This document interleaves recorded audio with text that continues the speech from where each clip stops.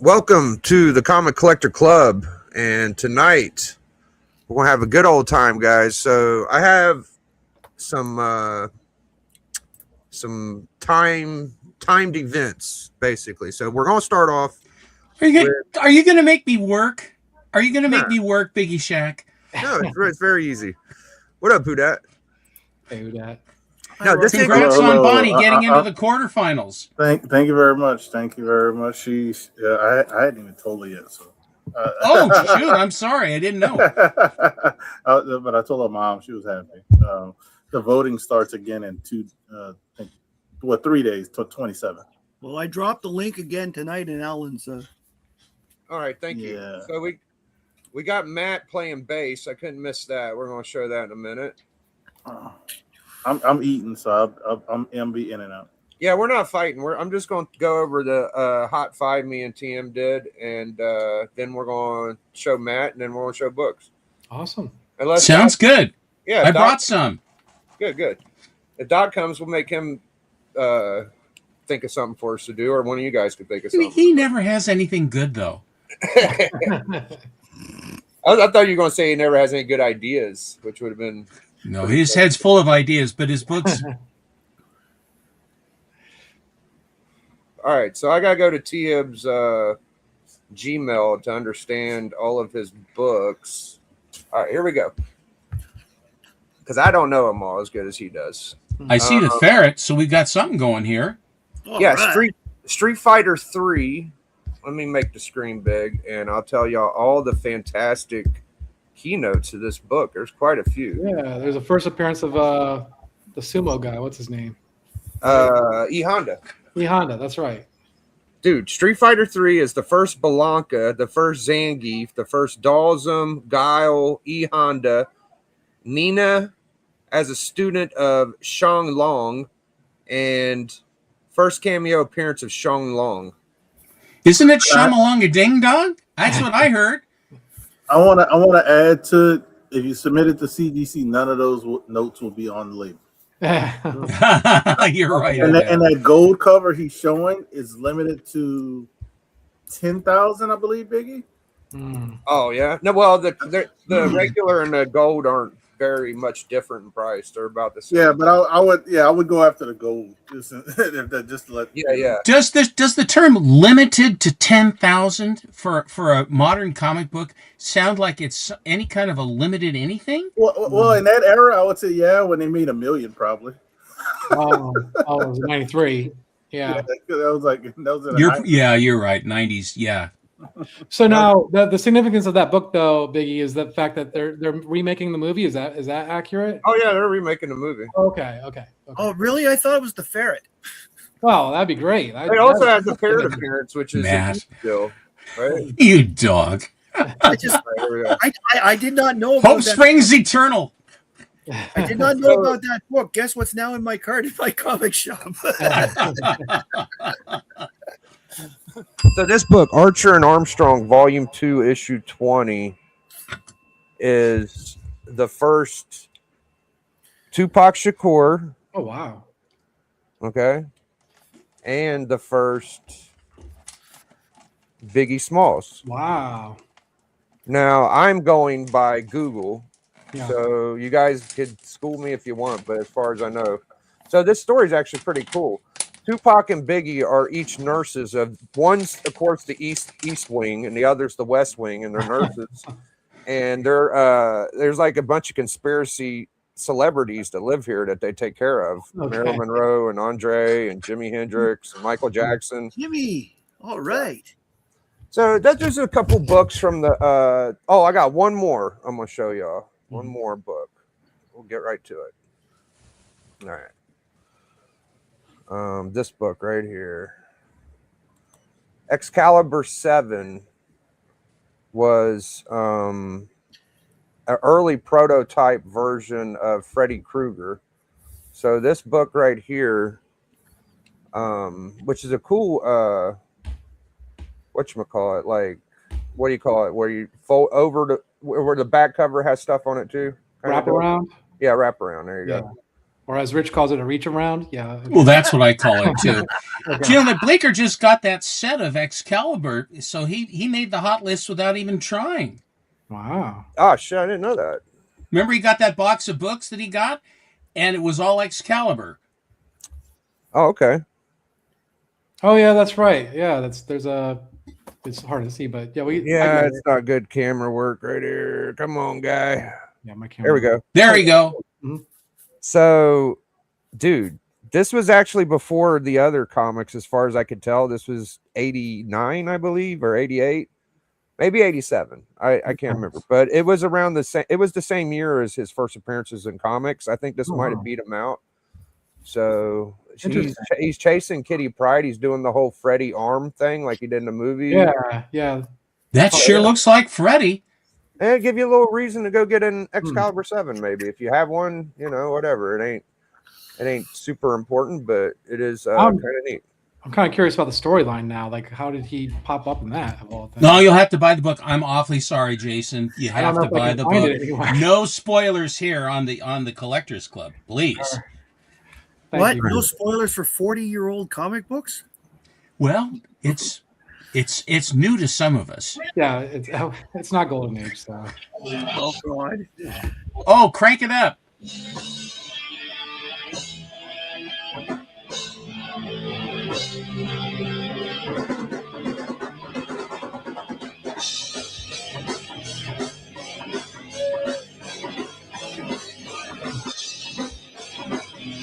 God, I was so thin. Is that you there on the left? That's it. That's me. Yep, the bass player.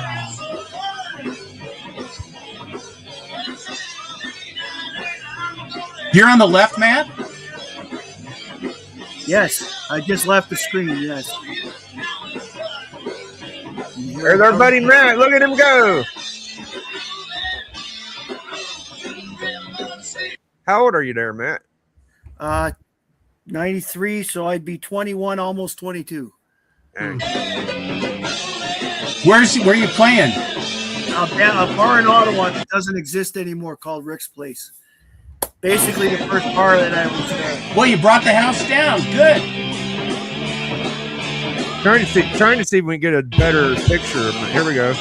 Pan on over there to Matt. It'll get over. It'll get over. All right. The singer was the one that put this video up. So. Oh, cool. Look at Matt. Oh, That's yeah. you? Wow. That's me. Damn, that don't look nothing like you. You don't even, it doesn't even look like you. It isn't you. That is me, my friend. Wow. Back when I was thin. That's when that was his baseball years right there. Look at that guy. That was not long after I stopped playing baseball. That's right.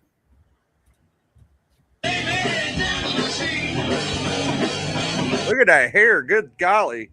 You got the bandana on and everything. What year is this? 93. 1993. Jeez. Dang, to have footage from 93. What a treat. Yeah, that's awesome.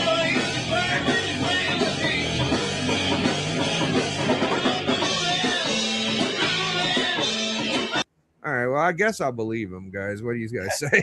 I don't think it's him. It can't be him. I don't. It is it's just, me. I don't. He Believe it just or found not. some random hair band from Canada. No, the guy singing is my friend that I've mentioned before that makes B movies.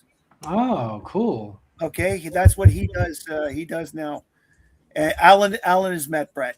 Brett, actually, the singer, was the winner of my first ever giveaway. Well, that's appropriate. Yeah, That's great. That's That's the awesome. way it should be. he's the one. He's the one that won the autograph picture of Alan. What a lucky guy. Mm, world. that's amazing. You That's so cool. Silverblade. Oh, wow. That's really nice. Wow. Ain't that cool? That's very cool. It's like Buck Rogers kind of deal. Yeah, I love those. I mean, man, that's great. Yeah, It it's screams like late 70s or mid 70s, I'd say. kind of Golden Age vibe. Yeah, that's awesome. Sword of Solomon Kang. Oh, yeah, that's cool. Do you know that movie that the movie was good? Was it? Yeah. It was Yeah. good. It's the best Solomon Kane we got. I'll give you Won't that. you say that? Yeah, you're right. It's got a And who is the star? like Perfoy or what? I can't remember his first name, but he was in The Wire, I think, or he was in a bunch of HBO stuff, I think. This old tomahawk I got. That's pretty good, right? Oh, that's awesome. Oh, you've been to Atlanta? So, I don't know where that came from. Good old Starlin Dreadstar. Oh, that's cool. I love Dreadstar. You know, that's a pretty good series. Yeah. You got all your aliens. And you were talking about. Well, you got your aliens here. You got your.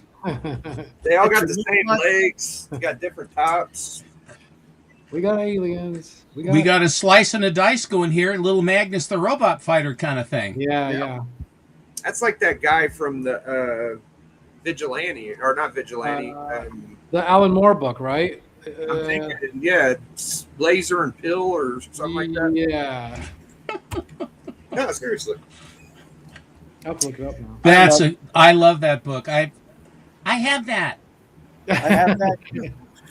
I found it all rusty, stapled, and beat up. I couldn't leave it, man. Like, what are you gonna do? You know, just get All it. of those pictures were from writers. I mean, from people that sent in costumes to have them add to it. It was good. And one of the I don't know There's who Bleak. it was. I don't know who it was, but one of the people that sent that in actually became a designer. Oh, really? Yeah, I just don't remember the name because A designer of cardboard boxes. that's right. That's right. Yes. That's a good Oh, one. Bleeker must have changed his mind. Yeah, Matt or tore out of here. He saw Rusty Staple and he was like, He saw Rusty Staple. He said, "I'm out of here." That's not an 8.0. What are you doing? Oh, there he comes. Bleecker. So- Oh, here he come. Let's start off with Stepper. Let's be good hosts. I have some. My wife always tells me that I should show the books on display closer and then put them back for my first act. So I will get the books for my first act. Yes, sir. Oh man. You know what's coming. Yeah. Well, they said earlier that they're going to do Fox Feature Syndicate books, but the first book he picked up was not a Fox Feature. It was a Charlton or something. Whoa, here he comes. Watch out, boy! He'll chew you up. Whoa, yeah. Biggie, you weren't thinking of this, were you? I'm sure. If you Oh, let's see. And probably are. Warrior. Yeah, absolutely. That's exactly what I was talking That's what you were thinking. Okay. Yeah. That's two key. What is it? Yeah. All right. I forget the names of them, but yeah. Yeah, I don't know either. Miracle Man. Well, V for Vendetta, I think is what. V for Vendetta and Miracle Man. That's it. Yeah. There we go. We'll figure it out eventually. Just takes time. It's a miracle. Man. It's a miracle. All right. I'm not playing around now. All I'm right. not playing around. I know. Oh, Oh man.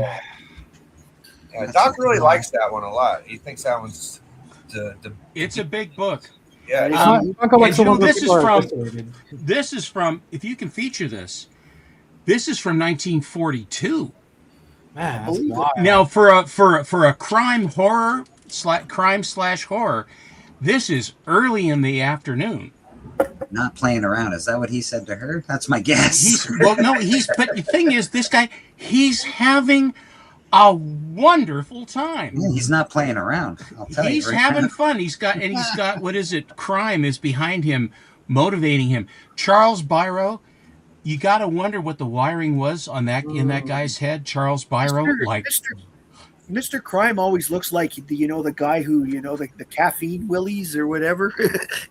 More coffee. and this also has the mystery of Indian Dick. Well, Excuse me?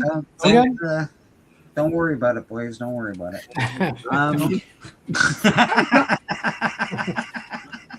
Ew! You got don't you have a couple books by that guy? Because he's also done another crazy cover. There. Byro, yeah, he's Oh, Biro. There's There it there's is. or as the French say, bureau. There it is. It is Charles Bureau. I was thinking He this likes is the the cover. stinky fromage. Hey, everybody loves fromage. English. I mean, This is- I see. You see like a devious scene here. I see, a misunderstood hunchback who's just trying to make friends. Are you all right? Look, he's tickling her feet. He's and a serial tickler. He's He can't help slaughtering himself. blood on her Okay. feet as well as he tickles them, and all these screwy people with Uh-huh. paper hats and wooden swords that are in cages up above. What in the hell is going on here? Yeah. Why do Isn't they it great? Why It do is they all have weird. wooden swords and paper hats? That's what I'm saying. That's why they're Charles in- Biro. See, that's why they're jailed Whoa. up. The wiring does not go all the way. Oh, by the way, just so that you know about this book, this is from the Hoarder House. Oh, yeah. Two guys that never left their house. And they bought comics and then they stored them, and the ones they weren't supposed to have were up in this hatch up in the ceiling. And this was one of the books that was stuck up into the ceiling because they didn't want the parents to see it. Yeah, up there with the Hustler, the Penthouse. Hey, why is that book a 3.5? It looks too good for a 3.5. It's an unfair grade, Okay. basically. Okay. It's an unfair grade, but the colors, again, this book is this is notoriously faded. Yeah. And this one has, I mean, you get the full rainbow glory here of this guy. There's nothing on the cover that would make me think that it would have that grade. It looks amazing. I think the top staple, maybe a little bit. There's a tear there, but Yeah. I mean, it just presents really, really well for a Yeah. black cover. For sure. Absolutely. Here is my copy of Terrific Comics number Wow. 5. There's a huge one there. Were you expecting Doc on tonight or something? Or- Well, he and Alan were supposed to fight, but Alan couldn't make it. That's what Alan came up with all that shit, by the way. I didn't I say think Alan got scared. that's just like Alan to run it. He'll come in later on saying he's sorry and some weak ass excuse, and then he won't be able to find his books, and then he didn't understand what you were asking for. Am I right? Yeah. Good. I'm glad you're going with me on that. Wow. Probably the best Good Girl Eisner cover he ever did. I mean, without a doubt, for sure. And a 7.0, man. In a that's- 7, you Right. won't. This was not. I had to choke up a little bit, but I liked it enough to choke up. Yeah, it's a good Sounds stuff. terrible. I paid the freight to get it. It's not a bad- Coughing might have been involved. If you choked up, it would have been understandable. I wasn't gonna make the jokes there. Okay. I wasn't gonna make the joke, buddy. I just try to say them fast enough so that you can't get me. See, I love this one. Oh, yeah, that's fantastic. Mac Rayboy. Pretty good. He's dynamic. I'll tell you, Dynamic Comics, these Cheslers, they make centaurs look like crap. I'm sorry. Excuse me. I prefer Chesler comics to centaurs. I mean, yeah, they're artfully, they're much better. I think centaurs are mainly huge because they're so rare. They're historic. Historic. Historic, that's right. At the same time, Centaur did get that extra boost when Malibu stole all their characters. Oh, yes. I mean, look at the boost they got. Well, listen, a lot of people know who they are because of that. That's true. That's great. I thought Centaur just meant like weird hood for a minute. I'm sorry. Because there's some covers from Centaur that have like that weird hood on them. That woman Yeah. was Yeah. cirrhosis. Well, it looks like jaundice of some sort. Mhm. But this is not. This is the big book of ACG books. This is one of the very top. Yeah, It just has it. it's a horror romance book, It's so- Yeah, and she is crazy. Okay. There's no mistaken identity on this one. She is crazy. so, But the and I love believe of this is and That was it. Jason, who did the cover? It's you got me on the spot now. I know who it is. It's Okay, Alan. Who knows? Does anybody know who did this cover? Who did everything for I ACG? know. John Garnito. No. Okay, Matt got it. It's Dan Gardino. It's Ogden Whitney. Is it Ogden Whitney? Yeah. Who else did work for ACG though? There was somebody else who did a lot of work for ACG. Well, Kurt Schaffenberger did a lot of work, but later for ACG. No, I mean the classic stuff is all Ogden Whitney. Yeah. He worked for Columbia. He worked for Columbia Comics, and he created Skyman with Gardner Fox. I love Skyman. This, by the way, has a detachable crotch. I'm not kidding around. Look, where it is a regular girdle, or if you've got some with a hideaway detachable crotch. Now, on a comic book that has a crazy woman on the front and a detachable crotch on the back, you cannot buy entertainment like this today. I mean, you did, right? I did. I was thinking of Ken Bald, by the way. Of who? Ken Bald. He did a lot. Ken of work. Bald. Well, Ken Bald was timely mostly. No, he did a lot of work for ACG. Okay, fair enough. But Ken Bald was great for timely. He was Stan Lee's favorite artist for faces. Oh, okay. I've got Cindy. I got a whole bunch of Cindy's, and he did a lot of Sun Girls. They're very good. Oh, I didn't know. I like Sun Girl. He created Sun Girl. Oh, did he really? I didn't know that. Grasshopper. I know. This is a very very very low census count. This was formerly Banner Comics, never to be forgotten, and then this was the last issue. Such a good But movie. isn't that a Wild Monster cover? Yeah, that's fantastic. It looks like a scroll almost. Really does. You're right. I love that. And you can get the famous desk on the back, but in black and white. Now, the beautiful desk is $1, and you know why? Because the typewriter was expensive as hell. It's one of those ones where time payments and everything else to get yourself a Remington typewriter. Wow. Desk for $1 probably couldn't handle the weight of it. That would be Well, pressed. I think it's probably pressed paper. I've never seen if I ever see one of those desks at an antique store or a collectible store, I'm going to buy it. I'm not going to put books on it though, because it'll fold up on me. Here is an LB Cold cover. Yeah, it's the book that Alan regrets. Yes, he always regrets it. I said, well, then why don't you do this? Trade it to Yaniv, make up the difference in price, get another copy, or just trade it for something else. And that way he says, well, no, I really... So there's always a reason why it never goes away. He didn't really overpay that much. I mean, sure, there was cheaper copies, but... No, he really did? He hit a home run on that one. All right. Everybody has a book like that. Was it the condition, or I don't have one. What? Was it just because down to condition, or what? Yeah, it was conditions like it's a 0.5. It looks really nice, but the whole thing is just blown up. Yeah, but if you could get up to like a 2.0, like conserved, would it be? I wonder how the value would go. I don't know. Jason, I always worry about Alan and his books. I spend long hours worrying about. Well, don't we all? Sarcasm? This is a great Gus Ricka cover. Fantastic. Yeah, the faces. No dynamic. So good. Oh, dynamic even. I love the people down here below. Mm-hmm. Like the green. Alan says, what I want to do is I want to have an AI thing done by that guy that does the AIs, and I want you to be the guy that's in the test tube that's the bloody pulp with the arm reaching out. And I said, well, thank you, Alan. How's he going to do that with like a thumbnail? I don't know what he's going to do. One of those AI things. This was the highest graded copy of this book, my favorite Fight cover, until the Promise collection that had one that was higher. And it's Fight 35. Oh yeah. Wow. The Betty Page topless cover. Actually bottomless too.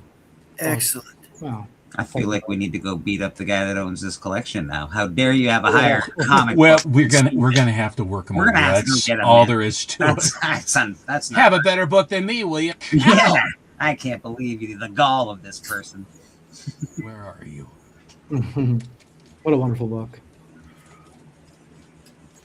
This one is so rare, and I wish the grade was a little bit higher, but it does present nicely. There is a certain level of oxidation, but it is a Hitler Tojo cover with Captain Freedom gunning him. Oh, wow. Great book. Speed. Black Cat's up here on the top. Mm-hmm. Hell of a book. So many of them back then. Very Wow. Schomburgian. This one, this is the first swimsuit Betty and Veronica cover in the Archie title. It's Archie number 13. And this has an absolutely inch thick color strike on it. Whoa. I love that whole shooting daggers, or that. And they're real daggers here. Yeah. I love that. They're not just kind of daggers, they're real It's so daggers. cartoony, but so great. I love it. This is when he declares Jughead the winner of the beauty contest. For a quick getaway as soon as you pick the winner. Yeah. Dang. Pretty good for an Archie book. Wow, it's a killer diller is what it's really, and it's not a cheap one either. But finding them in any kind of grade, I mean, that present well, it's tough because they really were read to pieces. And I think a lot of them that was girls, and I don't mean to besmirch or anything, but the girls were tough on their books. There are some people though. Not the uncle that had the collection I got into, but another uncle I had. He only read Archie. Like he bought Archies, but he only he bought them and he kept them, but he only bought Archies. That's wild. So This cover is, and the artist on this is doesn't even tell you. Bill Woolfolk is the cover, is the story. What does it say? Let me see here. Classic. The note is probably bondage, torture. Bondage and torture cover, and this is the last issue of Underworld Crime. But this is by far and away the best of those, and this is a really, really tough book to get. Who publishes that? Or Who published it? Yeah. The title, this is from Fawcett Publications. Oh. yes, Oh. You won't see a glider with this gal on it, though, will you? They went out with a bang, man. Yeah. But look at actually, I the would say that it flamed out. the thing about this one.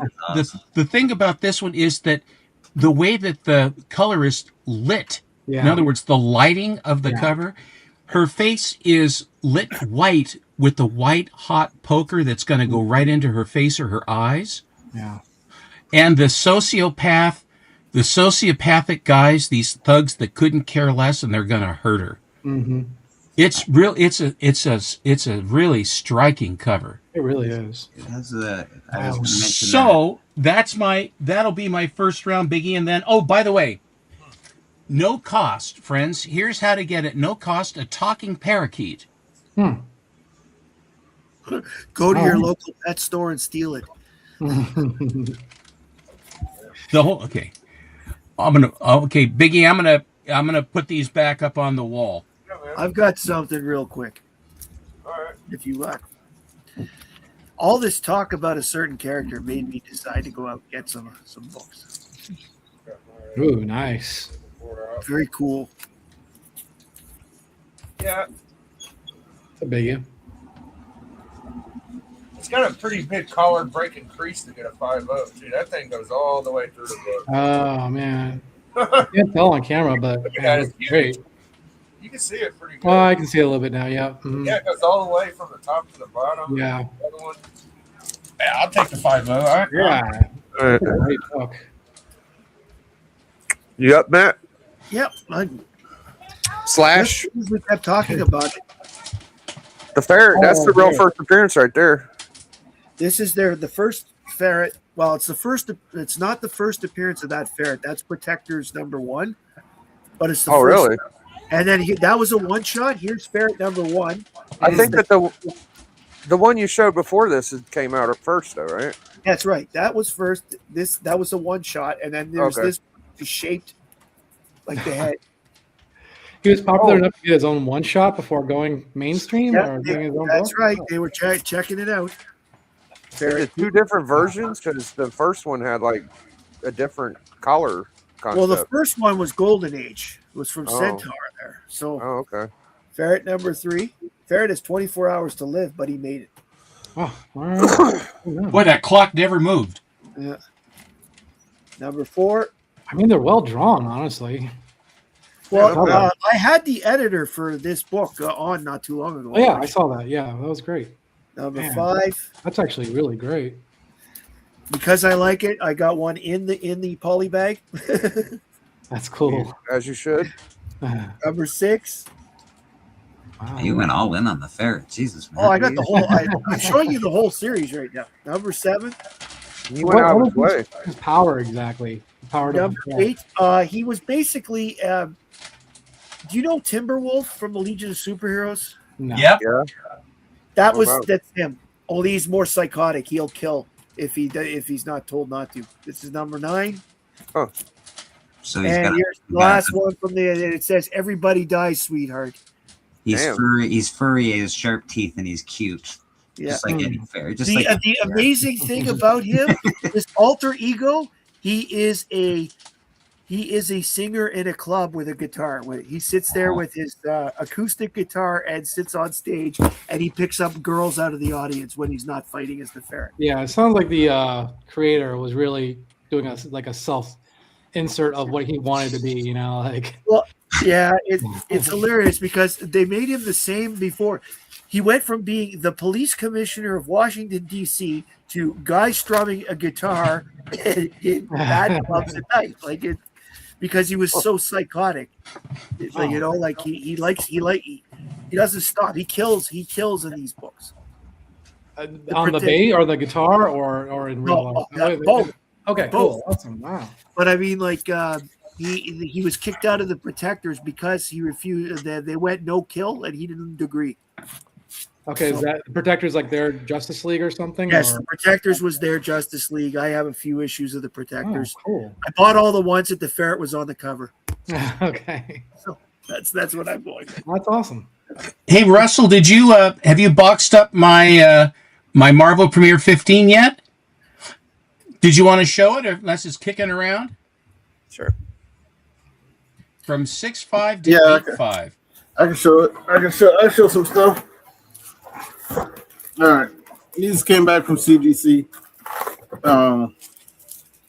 With some nice little grade bumps. Shout out to Dustin, the comic book chiropractor. He'll press your books back in line like a back that's crooked. So this is Showcase 55, came back in 8.0. Damn. that's a cool one, man. You still have to give me your best price on that, Russell. I did. No, that wasn't your best price. That was my best. Come on, man. You said you would just, what you say you would just, I forgot what you said. We need the Stepo price.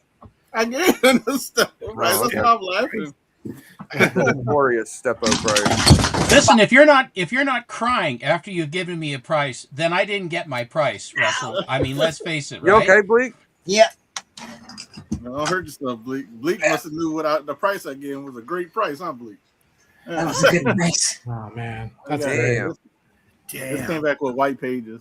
And I do like the crown. I don't care what people say. Well, it's Yeah, great for nice it's though. great for cleaning drains.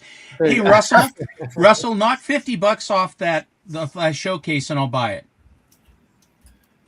Mm. I don't remember what I said. So. $375. Huh? What? I don't know. He said something 75. I don't know. That's what I. Yeah, he says I can't hear that, and I can No, I understand didn't. why I not. really didn't hear.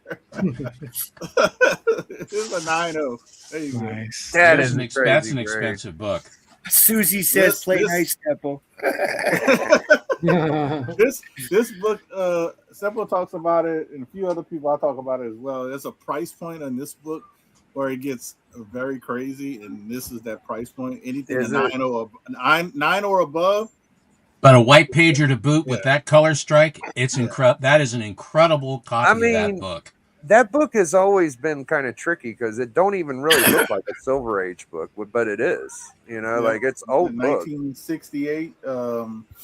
And they changed the keynotes on it, like I said once before. It used to say first appearance of Franklin Richards. Now it just says birth of Franklin Richards. Oh, interesting. But this is still a money book for Franklin Richards and a nihilist. He's like, oh, it's a nihilist, but it's Franklin Richards. He's the major player, especially coming in the MCU. But yeah, the price point, like if you look at an 8085 in this book, I think you're talking like 400 or 500, and then when you get to 90, it's double. Wow. Yeah, I still need that one. I got someone's going AOK it to me, so I'm kind of. Oh well, if not Biggie, I would say look for like a mid grade, like a 5, and it's like $150. Yeah. All right. Okay. Yeah. Might be, I'm thinking. Yeah, I know it's not 200. I can tell you that. In a mid grade. This is the book that was notoriously a 6.5. I told people it needed to be pressed and clean. The back was very dirty. You can always go back to videos when I showed it off, but look how white the back came out. Oh wow, looks great. It was Steph will remember that it was really dirty. Then it had a lot of spine, like a lot of dings on the back. That looks perfect. Yeah, so he got it to an 8.5. That's Originally it was a 6.5. And I knew it can be improved upon. Who did the pressing clean? Was that MT or no? This was comic book chiropractor Dustin. He's used to do Two Brothers Comics. Okay. Yeah, so you get the work. Like when I looked at the back of the book, I said, "Wow!" Like a lot of people don't take their time cleaning books. Yeah, and to me, it's like a skill that's like, you got to be patient to do it. And when it's all dirty, it's like, the biggest issue I would say is that. Yeah. Yeah, a lot of people have hidden value in their books that they don't even realize because it's got a cake in dirt. Russell had it. Russell pegged it right at the jump. He's looking at the book and he said, "No, I'm telling you right now that this book should get a bump because it's absolutely filthy. All of this dirt and stuff." Mm-hmm. And he showed all the ticks. He says, all of those look pressable to me. Mm-hmm. And I have to say this, when Russell says that, when Hoodad says that you can get this stuff done, you can take it to the bank because it's happened over and over, and he pegs stuff. Yeah, he's good at it. It's happened a lot of times, and surprisingly, I would say Steppo and not many others, like they don't believe it, but I do. You got to have an eye for it because otherwise you're just spinning your wheels. If you get enough books graded or you deal with a lot, if you see enough books. So I've seen this book a few times. It's not like my first time, and I just knew like certain things were pressable, and I was like, "This is not." Then when I sent it to the presser, Dustin, he said, as soon as he received it, he sent me a message. He says, "I can't believe somebody submitted this book without pressing and cleaning." Like it was a newer label. I know. That was the thing. It was weird. I mean, new label too. Wow. It was a new label, and he said, "I can't believe somebody submitted this while pressing and cleaning it." There's a lot of people who will throw submit big books that have spine rolls, and I'm like, why are you doing it? And then it's up in a magazine and it's like it takes an hour or not even to get that out. You can stack some encyclopedias up on it and it'd be fine. But I don't know if it's that easy. Honestly, that's what the guys back in the 70s used to do. They used to stack encyclopedias on top of books that had spine roll in order to get them out. Nice remark on that. I particularly like that they call it a one-issue micro series. I feel like if you try to do that, archivist, that you might rip the staples out or something. I think people can handle it, some people can't. Like I would mess mine up. If you had a little Peter Lear is not doing any more conventions. I think he's in his 80s or something. Mm-hmm. So this is signed by Peter Lear and Eastman on the inside, but also somebody got a remark on the front by Eastman. So I would guess that was you, wasn't you? Was someone else? Nope. Somebody else, and it popped up on Instagram, and I was like, I wasn't buying any books, and I made an exception because it was signed by Peter Lear. All right. And they gave me a great deal. I mean, if you get this done now, it used to be cheaper about before COVID, but now it's like $100 to get the remark and stuff with Eastman. That's really nice. So- It looks good on Yeah. that. And I like that they did Casey Jones because he does the turtle so much that I love when I just see a different character. I love when I see a different character. It's a sick So, book. Yeah. Yeah, so I don't know what I'm gonna do with it, but because I already have a copy that's signed by Eastman and Lear, but I don't have a remark. So Oh, yeah, so you think that one's a little nicer than the one you got? Maybe. no, the one I have is a 9.4. Oh well, This one's probably a 7.75. This one's probably 7.75. interesting. When did that come It out? has some spine. It's some spine. What year did that come out? Like 80? 6? 85 or 88, something like that, between that Oh, yeah. range. Yeah. I think it was 85. You know you're on Legacy. Pegasus. You could like ask them how much. It's not for sale, Bleak. Not for Right. sale. Everything's got a price. I think I remember what I said about this book, but I'll do $20 less. How about that? Okay, I'll do it. Because I gotta ship this stuff in. Oh my god!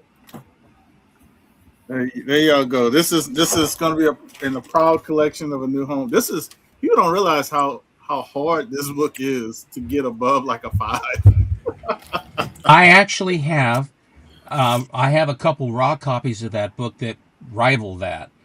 But having a book that's raw that rivals it and have it actually come back at the grade, but with that book in particular, the colors strike, but white pages to boot. For a 1965 book, I believe that's 1965. This one, well, it's off-white pages. It's Oh, off-white. Even so, Yeah. off-white. I mean, from 65, my God, that is Yeah. the killer. Yeah, because usually these books come with cream pages. Like you get, I don't know what DC. They're as old as I am. Yeah. Older. I mean, I'm older than the book. Okay. Well, Comics you look like you're a good 8.0. You're good. Oh, thank you. I want to be an 8.0 when I get your age. I find getting white pages on a DC Silver Age is really tough. Yeah. That paper went pretty fast. That's why I like, if I get anything besides cream to off-white, if I get off-white to white, I'll take it all day. I'll take it. Mark. You feel like showing a couple before we go to the next little? Yeah. Sure. So Alan said that he was going to bring his Fox Feature Syndicate books, and I was like, "Well, I'm not No. Fox Feature Syndicate is going to be for our Monday special. Oh, I thought it Our was Monday tonight. special. And Alan hit me up. He was really concussiony on our show tonight. I don't know if you could tell, but he was not playing. He didn't have it, and he really feels crummy. So he had to bail out, Okay. and so he asked me to give his condolences, and he's sorry. Okay. No Well- worries, my friend. Yeah, so I was expecting him to bring his A game with that, and of course I figured you would, and then I was like, well, I can't compete with you guys with like A game, big time. I have some big Fox Feature Syndicate books, but I'm not going to bring my big ones. So I figured I was going to do like play low as you guys played high. So I was going to bring Well, go ahead and show them, please, All right, because here's my lowest. we're going to do that Monday. my lowest Fox Feature Syndicate books then. That's not playing low. That's a pretty big book. Well, it's a nice book, but it's not. I don't know. I got bigger books, so. I guess that's pretty sweet. Better drop that. The link. colors on that thing are incredible. Yeah, let me Yeah, give yeah. my man Becker some love real quick. Thank you, Beckerman, Biggie Shack guy. Hi, Mike. Let me give you the old NWO treatment, man. Don't forget, when you're NWO, you're NWO for life. Too sweet. Very nice. God, whatever it was he was smoking, I wish I could get some. He's inhaling paint vapors. Paint papers. Tooline or whatever. A little bit of whatever. that's nice. Al, don't you know the story behind Bob Ross there, Steppo? What about him? He was a Marine for like 23 years, and he got out and he had a bunch of PTSD. He started painting to find his peace and calmness. So he ended up doing the show, and he never took a dime for doing the show. Oh, I love Yep, that book. and it's actually not a great story about him not taking a dime because he took all his paintings too. So his Oh. family doesn't. Their family doesn't get anything from it. His son Yeah. Bob Ross can't even Ooh. use Bob Ross as a Dagger. name. No, on it's YouTube. bad. It's actually really bad. Even though it It's started off good, but it's a terrible story at the end. Oh, these are These great, are man. beautiful Yeah, books, these are man. good books. Thank you. Patel's blowing money on another book. That science one, that is like some of the most brilliant yellow, red, and red and blue I've seen. In a Well, this while. was bound, so that's why it kept the color so well. It's trimmed on Wow. the top and on three sides. So, Looks like they're playing Connect 4 over there in that window, but yeah. oh, over here, my door. No, your cover. There's like slots. Oh. Yeah, the cover had some. And then I brought some more books, but I didn't know if we were doing multiple rounds, so I can show those later. Everybody's ready for a fight. Like we're just chilling tonight. No, I I guess didn't- we can fight. I was just Well, they saying. talked about the fight on Alan's channel. So that's why. All right. So I was watching this, and this guy just used distilled water. With you today. And Can we make puts, this 66 top He puts it up with my a Hank Aaron and a Mickey Mantle rookie, and just check this out.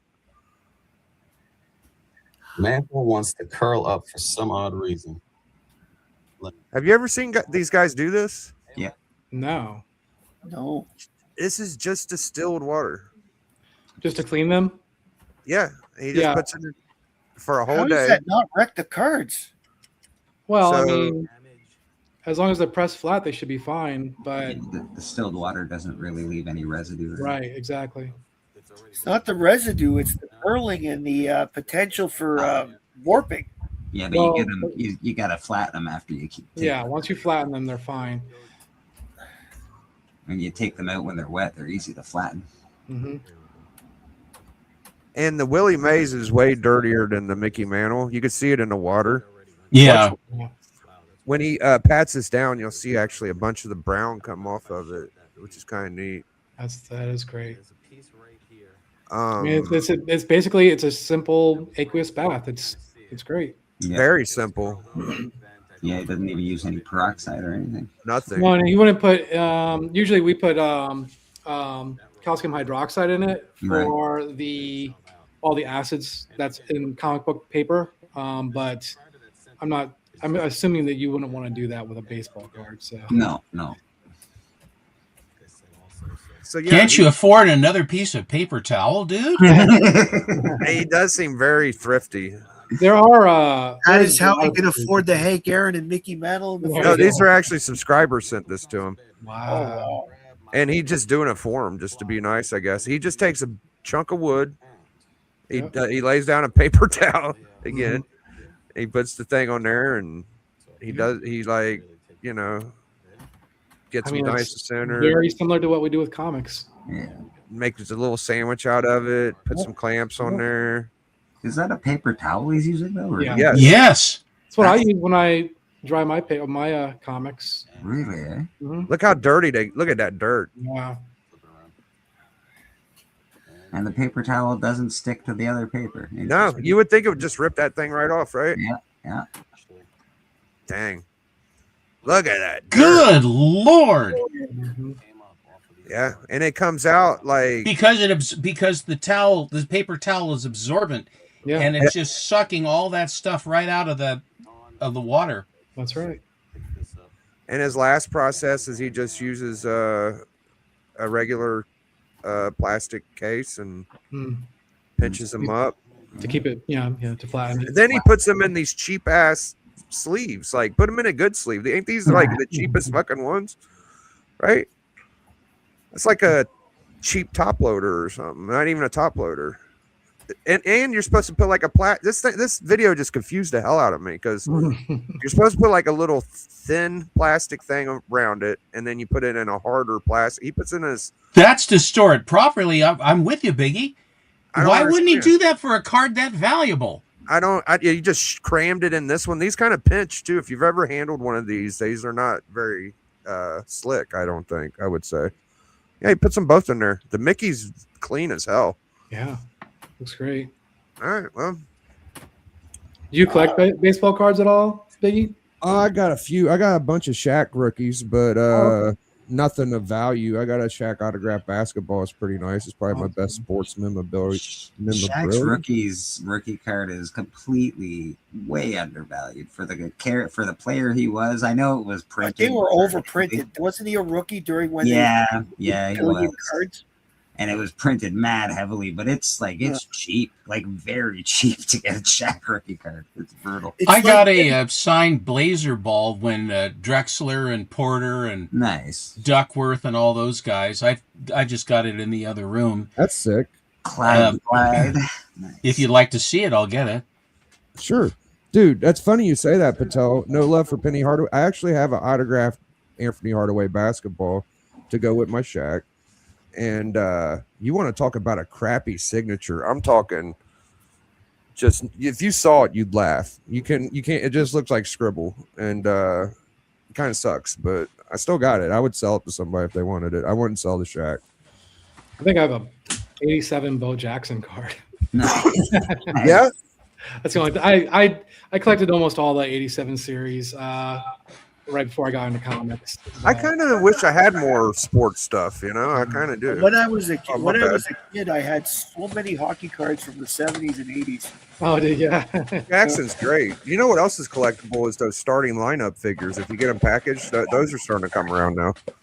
Those the Marvel cards are worth a lot now, and I had all of those. I had like the.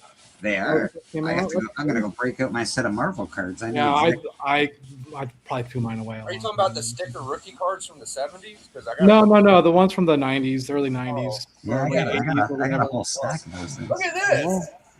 Very cool. There's Drexler.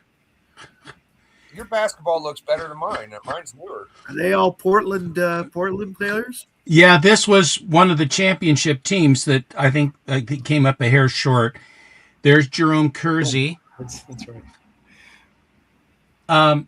Now we had, let's see, Walter Davis, the Greyhound, was nearing the end of his career, and so he came over and played for the Blazers for a couple of years. So we had the Greyhound. Walter Davis was here. There is whoever it is. There's Wayne. Dang it. Let's see here. Buck Williams. We got Buck Williams. And there's Terry Porter. Nice. So, but the way this thing was, the way it worked was there was a fundraiser for the Tualatin Valley Fire and Rescue in Aloha, Oregon. And so the Blazers, they would go out and, they would help. God, look how yellow this thing is. So this was from 1992. Dang. And it says, on behalf of Tualatin Fire, our community assistance program would like to thank you for your purchase of the 1991 autographed Trailblazer basketball into a fund for the blah, blah, blah public relations. Now, the first book, there were 3 basketballs. One went for like $1,500. The second one went for $1,000. And so I put in a bid of $400. Okay. And I said I'm not going any higher, and I won. Oh, that's wild. Whoa. So I hit it for $400. Wow. And it was on June 1st of 92. So it's a charitable donation. But if you have any kind of income, a charitable donation, you have to have an inordinately high amount of money to make the donation actually count. But it came in this box. Yeah. And it's been some guy named Spalding looked like he signed it as well there. And the thing, the ball is still holding the air. I mean, it's never been played with. Condition. My Shaq ball, Steppo, it's actually pilling some of the leathers coming up on one of the bridges. Yeah. You're lucky. The ball's holding up great. That must have been the year they played Jordan too. Actually, I think. I think it was. He killed us a couple times. Well, I mean, Jordan. And the Detroit Pistons too. Bill Lane Beer. I hated his guts. I wished we had him. It was great. That face mask thing and all. He always had. He's the only man I knew, a player, who had 6 elbows. He Seriously, and he knew how to use them too. He's the only one that could play with Dennis Rodman, and Dennis Rodman had to keep him under control. Yeah, I'll tell you, it's true. He's a wild man. I got some cards to show. These Oh yeah, nice. are just cool. These are. Oh yeah. Oh, neat. We got. What do we got? Great Battles. So this is Crisis on Earths 1 and 2. Okay. Oh, that's cool. I had this weird series called Future Stars, This and I one's loved awesome. it. It was Oh, crap. yeah, that's sweet. Nice. There you go. You'll love this one, Biggie, of course. Hey, I got that one. Look at that. I know that one. Hey. Okay. Oh, that's great. Oh, look at it. He looks like an old timer. He looks like Ferret. I like this one. I like Ferret. Yeah. Sensation. Oh, wow. That's wild. He's dodging them bullets in stride, man. Oh, Steven will like that one. I think he's a Oh, I like that one. Yeah, hot so man Yeah, fan. that's nice. first silver. That's great. We got some new guys. Oh man, Cool. I think TM's going after that one. We got some. Cool. These are just cool Yeah. DC cards from the I 90s. mean, I don't know why those can get a chance like all the other cards that are, Yeah. you know, Good point. Oh, that's great. Yeah. the first team ever right there. Yeah. Yep. There's the list. Yeah, Gotta have the list. because that was probably the. Who the fuck is that guy? What is that? That is Earth's Mightiest Heroes. That's Northwind. Northwind. I don't know that one. Kind of a E-rate Hawkman. No one breaks the Northwind. It's Madagascar. My kid watches that one. There's some Steppenwolf. Awesome. Oh, nice. Smoke on the water. Great. Finally got me a Steppenwolf. That's too purple. Did your That's camera Steve follow you? Yeah, Steppenwolf is born to be wild. That's right. Thank you. The camera, Yeah, the camera follows me now. It's pretty cool. That's cool. It can be annoying, but it does follow. Yeah. Oh wow. Is he breaking the building? Look at that. Yeah. It's No, I think he's saving the building from he's saving falling down, Biggie. Just an idea. He's That got was his my hands idea, right? wrapped around it. He's got the. I like your idea better. Yeah. You can go either way. Pretty cool if he was. Yeah. Blue Beetle. Oh man. Oh, the Some Blue Beetle action. Hey, We got some more. This is an older Green Lantern. Yeah. The Yeah. cool one. the one that Different Blue Beetle, of course. Yeah. Blue Beetles that Archivists had were. Got tons of Blue Beetles in here, man. Yeah. The Blue Beetle's freaking Who badass. did art on a bunch of those? That you got? It doesn't tell me, Biggie. No, I'm saying I have Archives. to look them up. Oh, Yeah. on the Blue Beetles? That's a good question. I don't remember. Who did It wasn't Blue the- Fine, I'm sure. It's probably No, it wasn't. No, it's the. He did early ones, but I'm not sure about the later ones. yeah. Oh, Panther. That's it. Panther. Her claim to fame was she had her head completely destroyed by a punch by Superboy Prime. I tell you, I'd like to get a Golden Age Hawkman. That would Golden be Age The Hawkman. more I learn about Superman Prime, the more I don't like him. He seems like a real big jerk. a bad guy at first. That was the point. He was like the most. Yeah, but Prime means like he's the first, right? The No, best.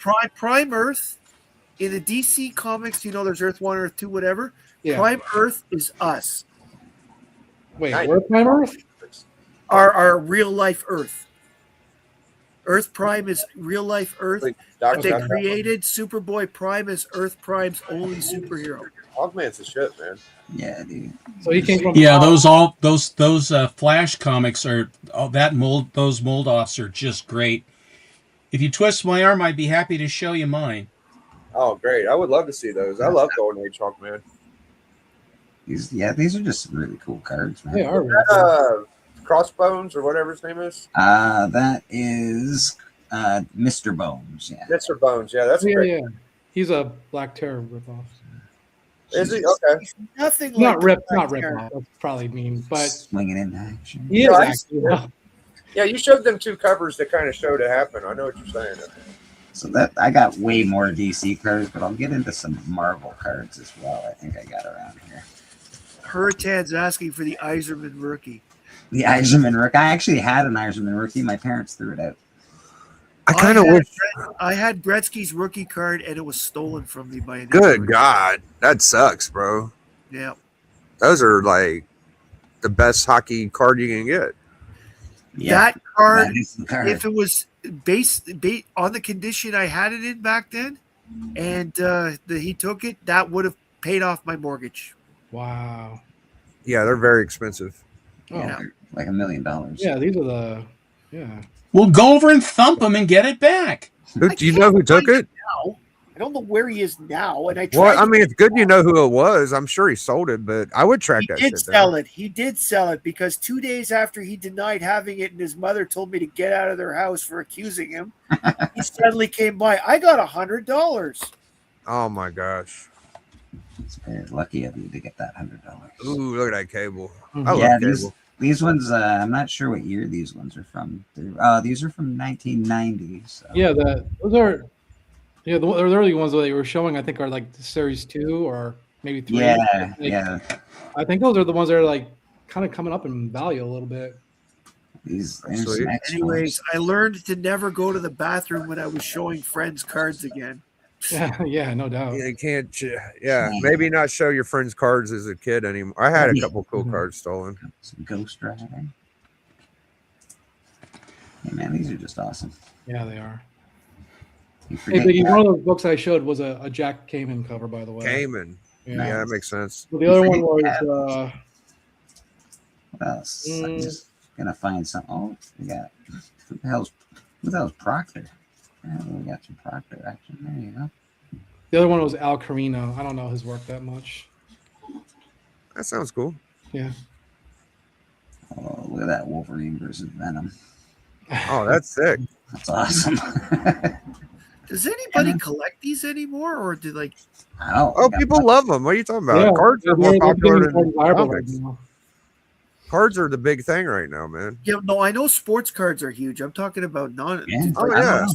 yeah, I think superhero that's stuff that's too. probably good. I got tons of cards, but you can get out of here. Cool. All right, let's see what this is all going on. Oh, we got That's Mike Tyson. Tyson on it. That's the Mike This was signed by Mike Tyson, Wow. and it comes with the certification from JSA, and you see that number WITOT3, whatever it is, and they have one of these stickers right down there that has that same code number on it.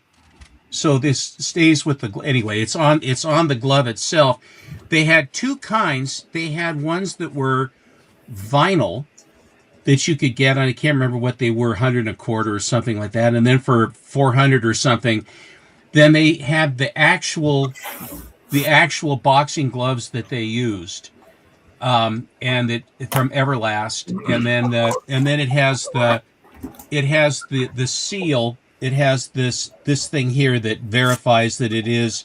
In other words, JSA made sure that everything was legit. And then you actually will see that commercial on Instagram where they show Mike signing these things. You'll see it every so often. It'll show up, but this smells so good. The leather on this, it smells so good.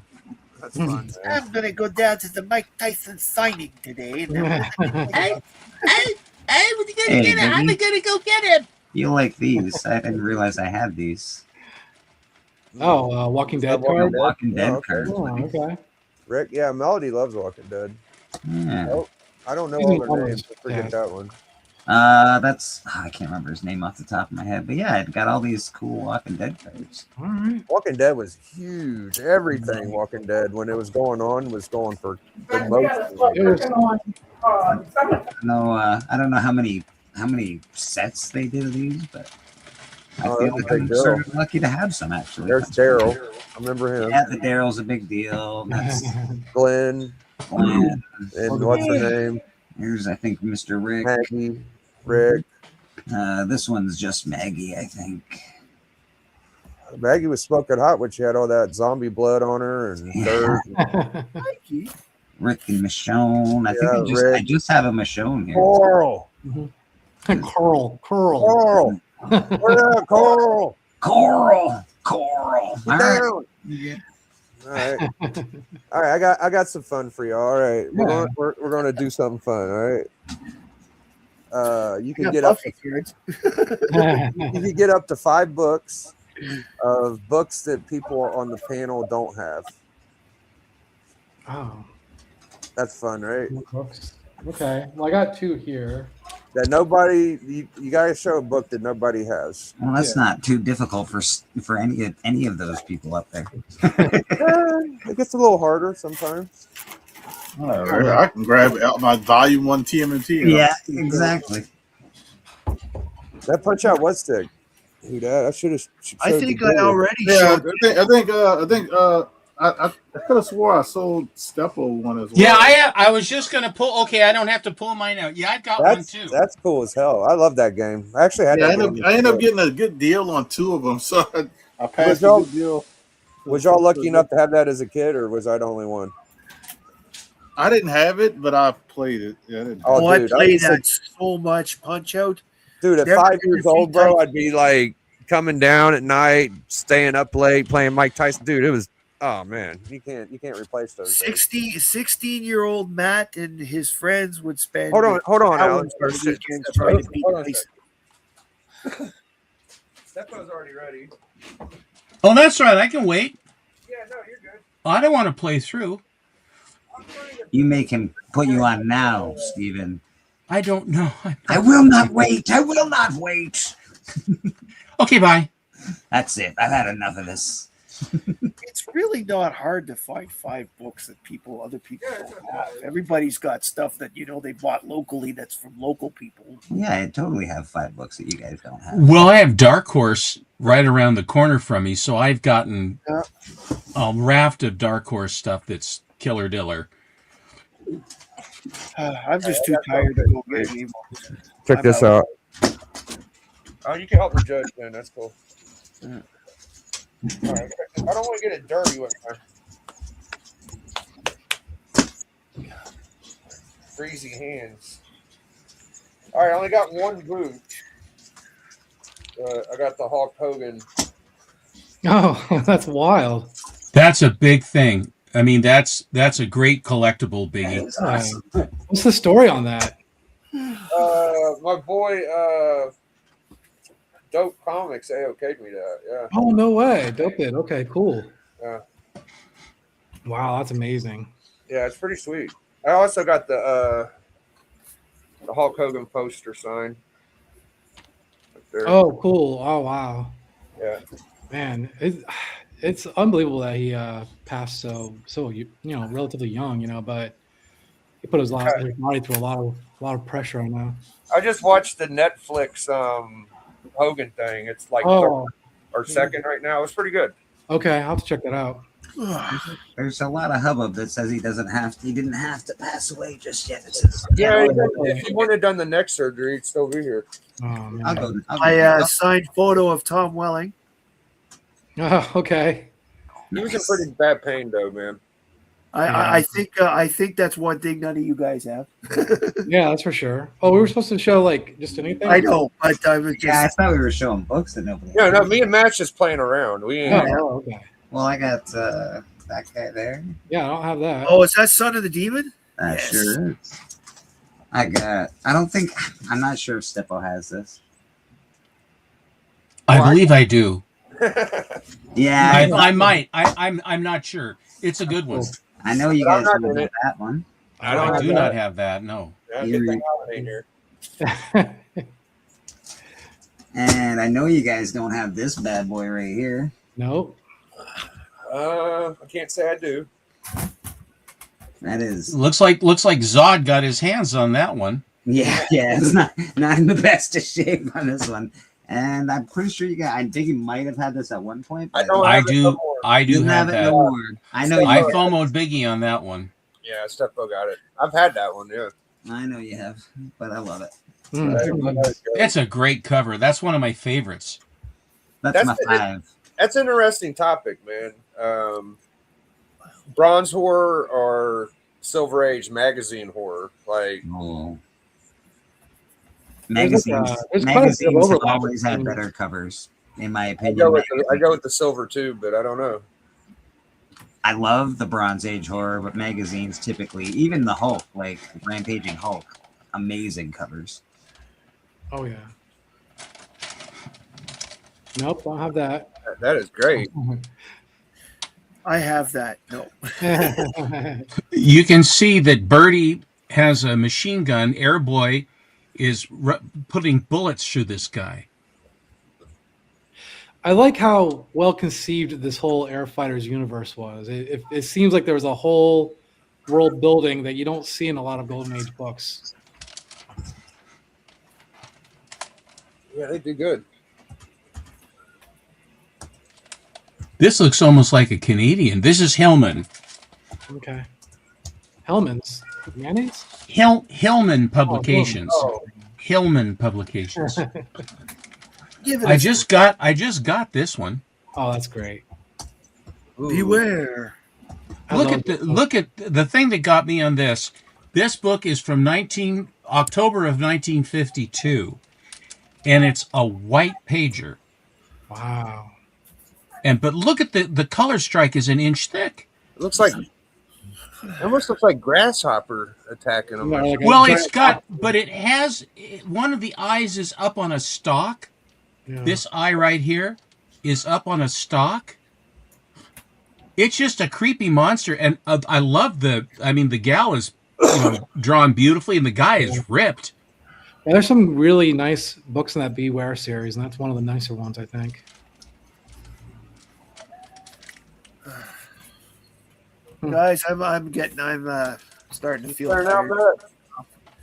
Are you gonna bail, Matt? Yeah, great show, guys. I'm glad to have seen you guys again. Yeah, you But, too. Nice to see you, Matt. Good to have you back. Later, brother. Bye. Mhm.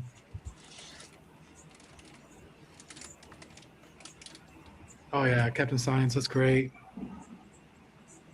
Off-white, white, and an Wow. 8. Wow.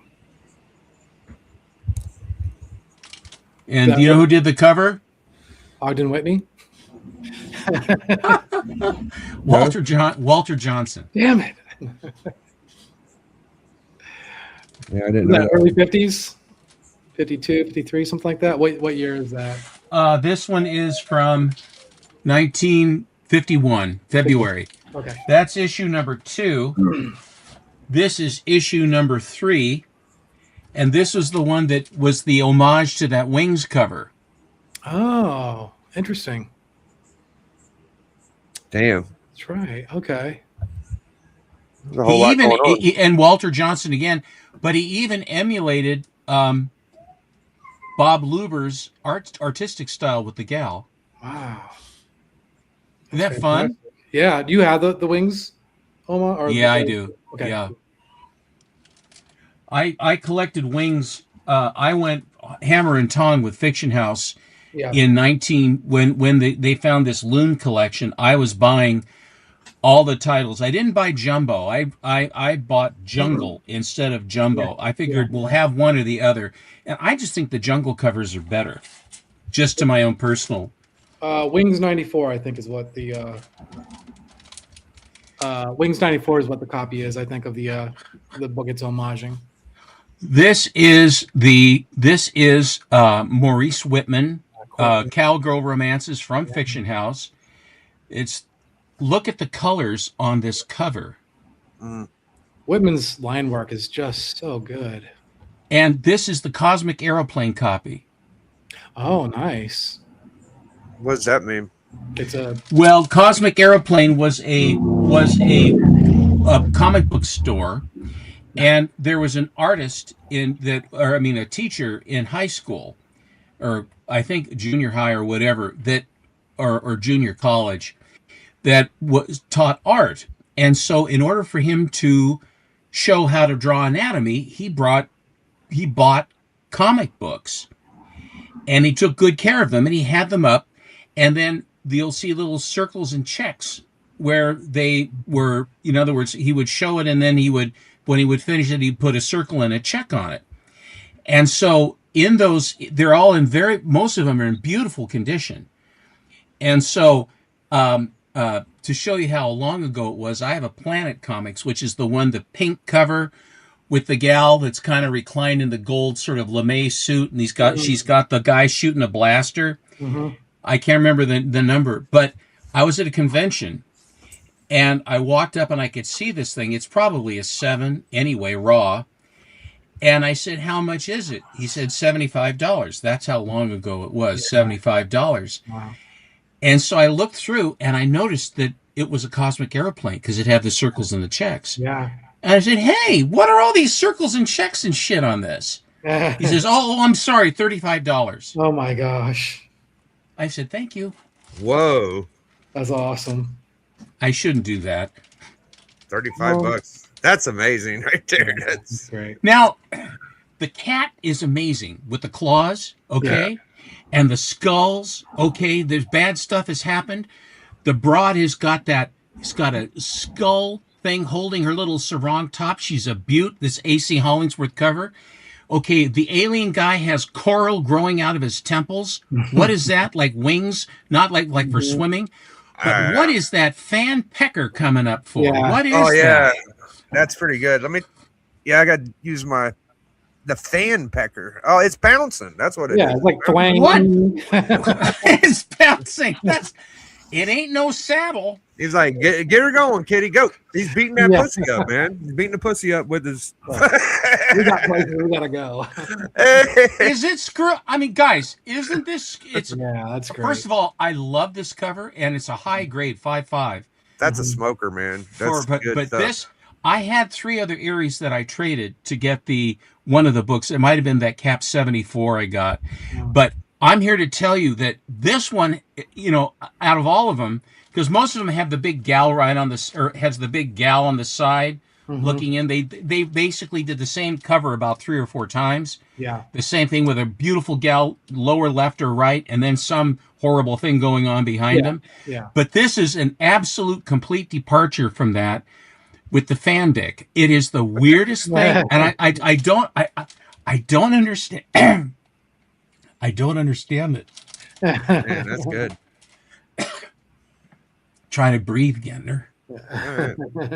You got anything for us, Archivist? Sure. So books that I think hopefully maybe nobody has, but we'll see. So I have this Vampirella magazine. Sick. But then I also have the Terror Tales from the from the 30s that it's based on.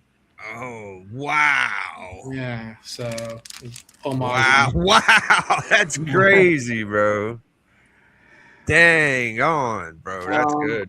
And so now, how did you know that, or was it serendipity? This is great. The eBay seller, he actually was trying to sell this, and in order to sell this, he threw this magazine in. Oh, so that he pitched both of them at the same time? Yeah. Smart. That is smart. Very smart. That's good business. He got me. So, and then since Chanko's not here, someone's got to show Brazilian books. And, Oh yeah, one of one. Yes. Right. So I have I've shown this before, the Frankenstein. That's great. Yeah. Yeah, that was just to make Big Nasty jealous, right? Yeah, it did. And I think Chanko as well, because he really wanted this as well. But they were I'm sure he did. They wanted like $450 or $475 for it, and I was like, I'll give you $250. And he was like, damn. And so I finally. Damn, I gotta get me one of these fucking 101 for $250. What the hell? And then I just got these from a recent Heritage show. So I've shown these to Steppo already. So, but I got this. Oh man. Damn, you just mopping it in, bro. You get shit every other day. What the hell? This was great because I thought so. Mike just grabbed 2 books right when this one came up in the auction, and the books he bought were pretty expensive. And they were worth it. Don't get me wrong. Like he got some killers, yeah. Right, but it was almost like people burnt their cash out by the time I got this book. And so I felt like I got this for a steal. I got it for like $265 or no $235, I think. Yeah, you're pretty thrifty. Yeah, I have a limit, That's cool, man. The book I was really going after came the next day. Same thing happened. All the big books were like pushed to the front, and then by the time this book came around, people had blown their wads, so in a matter of speaking. So I just love Like the that art. one, huh? Yeah, it's not. There's nothing. Well, there's not a lot going on here as far as horror or anything like that, but it's so well painted. It's just all that shadow work and Pretty good. and all that. So, yeah. All right. It's, restored, but it's just it's got some pretty big restoration on it, but whatever. Pretty cool. You went a little deeper in the pockets for that one, huh? It was also about the same price. It was about okay. $250 or something like that. So. What's up with that romance you got recently? You swore you hated him. Yeah, I wanted to show that. Let's see that thing. Yeah. So. What made you break your morals? And there it goes. Yeah, I don't usually get romance books. They're just not my groove, That's pretty nice colors on that one. Look at this. All this work up here. Neat. And then I love this sort of like the helmet has this sort of I like the spotlight and moon covers on a lot of these books, and this has got sort of that same sort of like. Man, you're making me remember shit that I've gotten rid of. I wish I would have kept. It sucks. Dude, this was really cheap. I got this for I think I got this for like $30 or something like that. There was you can get these, Nice. Yeah. So Jason, I can tell you that first romance. Yeah. The reason why a lot of those are beautiful is there was a warehouse that the file copies came up, and back about 8 years ago, my local comic shop had basically gotten in a bunch, cheap like that, $25-$30, the file copies, had them sent in, and they all came back 996, 94s, Nice. and he said $95 a throw. Oh wow! And there were about 9 of them, so I bought them. Oh, that's great. And they are the highest graded or only ones on the auction or on the census. Wow. Are the ones that I have. Wow. Now, is there enormous demand for this stuff? Well, the answer is probably not, but they're absolutely breathtaking romance covers that, if I doubled the price on them, they would still be a steal and extremely high grade. They were all kept in a drawer. It was warmer though, so the pages are like cream to off-white. Yeah, okay. I mean, that's basically all. I think there was a little bit of heat wherever they were. This was the one that I swiped from Jason. Yeah, that's right. This is the Brazilian Black Hood. Yeah, it corners two things I'm really into collecting right now. It's Black Hood and Brazilian books. But what do you mean? Like you outbid him on that? Is that what you're saying? Yes. Okay. But that's okay. I'm glad it went to a better home. That's a killer book, man. It is great. What was I would guess the superhero like Brazilian stuff goes for a little premium. Yeah, it does. Just because of the scarcity of it and the curiosity of it, Yeah, there's like 1 or 2, and that's all there is. Jason, I had a question. Do you know much about the Gibby Menzel books? This is a Gibby Menzel. I do. So that Gibby, that's the character, the little black guy in the corner there. That's Gibby? That's Gibby. Gibby was a racial slur for little black newsboys. And so because this book, the Gibby itself, Gibby Menzel, was so popular in Brazil that it became slang for comics after that. Damn. Really? Yeah. Well, do you know the thing is, this one is from September of 1942. Yeah, I believe it. That's amazing. They had some very like the American books came out and they were right on their heels. I mean, because Black Hood comes from that era as well, 42. They have a lot of different characters in these. I have that one other one that I have too. This is a Dave Stevens cover. Excuse me, Matt Baker cover. Okay, thank you. I was like, oh wow. Oh, neat. Wow, that's great. That's one of the better flamethrowers. Yeah. Korean War. Yeah. That's a good one. And these guys are biting the dust here. Not a topic you see Baker do a whole lot. I mean, it's rare because of that. Now, Biggie, I've got. If you want to have someone else show something, I've got these flashes. So no, I want you to flash. No, I'm good. Okay, yeah. Okay, you're the boss. I was going to declare everybody winners on that one. We ain't going to have to. Cool. All good. Pretty nice stuff. Yeah. Thank you. Oh, see the feathers and the Oh, like the angelic. Oh my god, they're so much better than the silver, dude. They're so good. Yeah. What? Now how this did he- is from September of 1940. that's a mold off, right?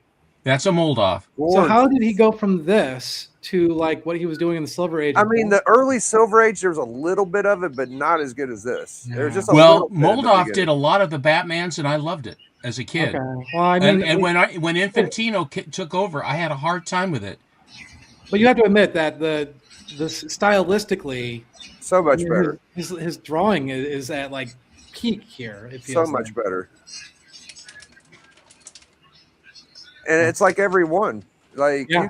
you could get what was that one series? Comic Cavalcade with Hawkman's in them, and they're phenomenal. Yeah. That feathery Look look at is just so cool. They should bring it back. I don't know why they don't. And they're This not is- crazy expensive either. Like This is well, these ain't exactly these ain't cheap. no, but I mean, but they're not a killer. Well, No, Flash- they don't They're, they're not a killer. and also the Hawkman ones are usually more expensive than the Flash ones. They are Yeah. because they're just better.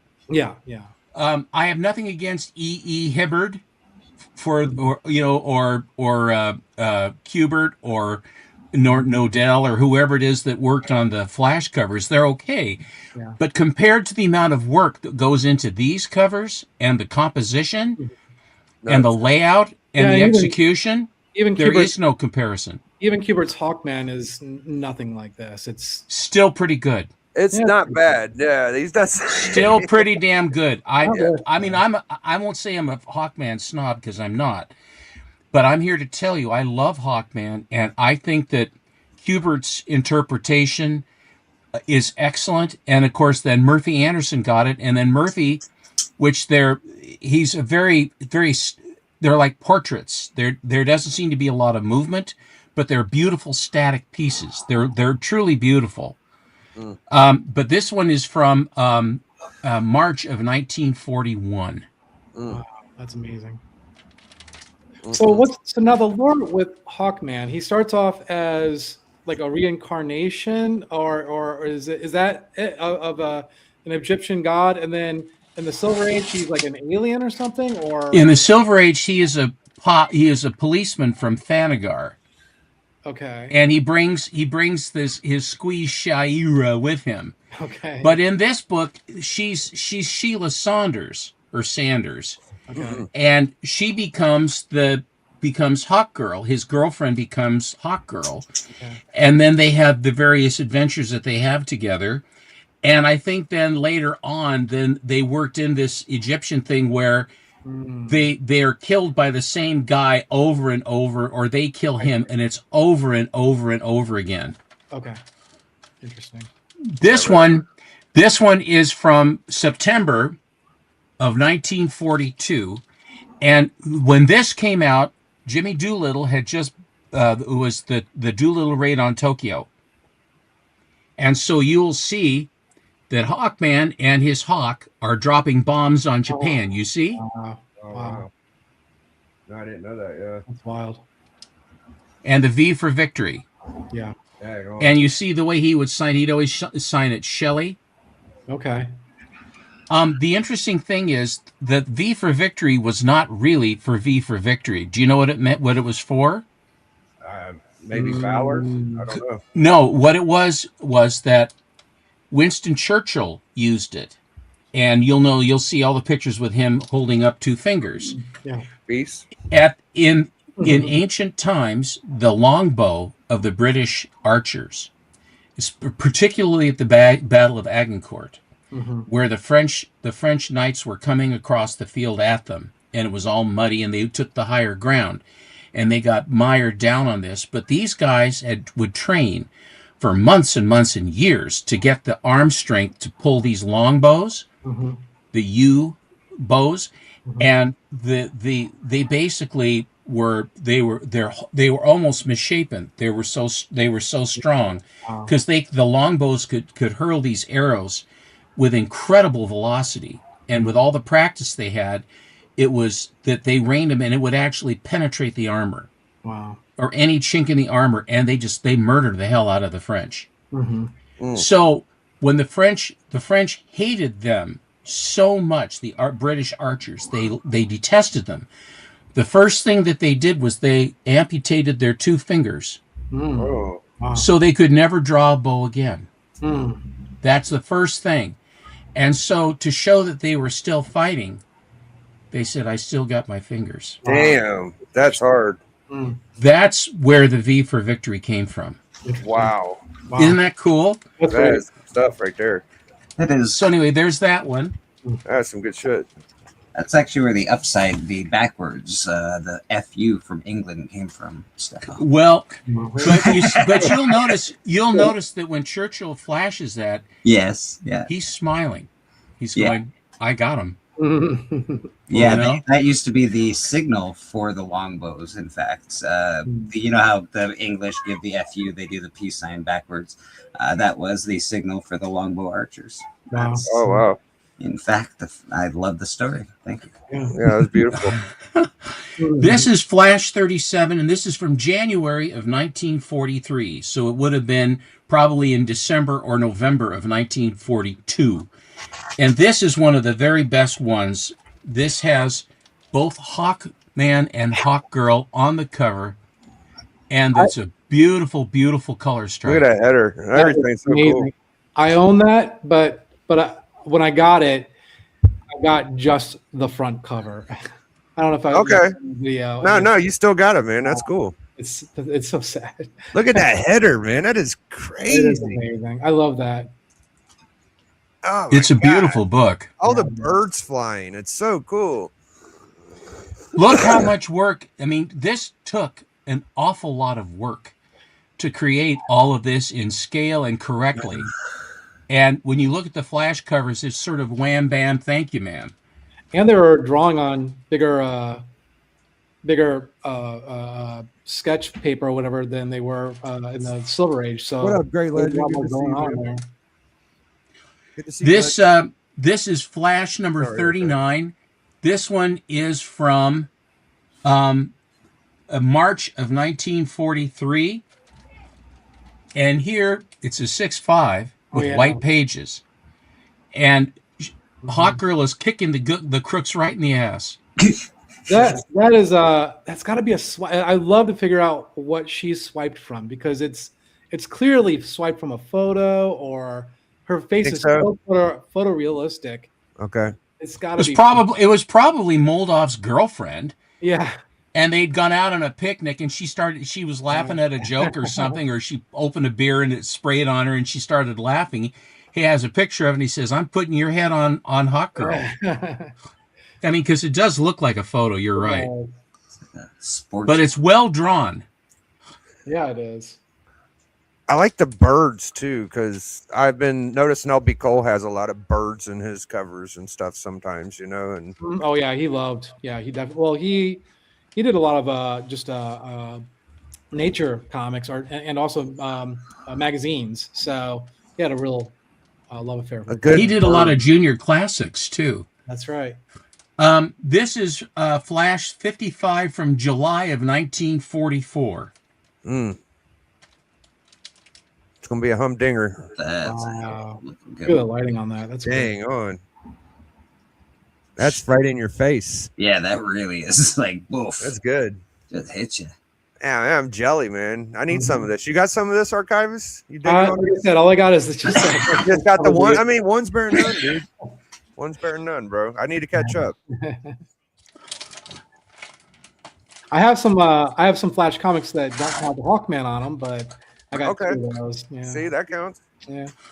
Here's another Moldoff cover. This one is from January of 1940. Is this out of order? Let's see here. This is 49. Yeah, this was 55, so this one is out of order. This is 49, and it's got an old label. This has a first-gen case on it. 6.5 off-white pages from January of 44, so probably December of 1943. Oh, that's great. Yeah, the birds.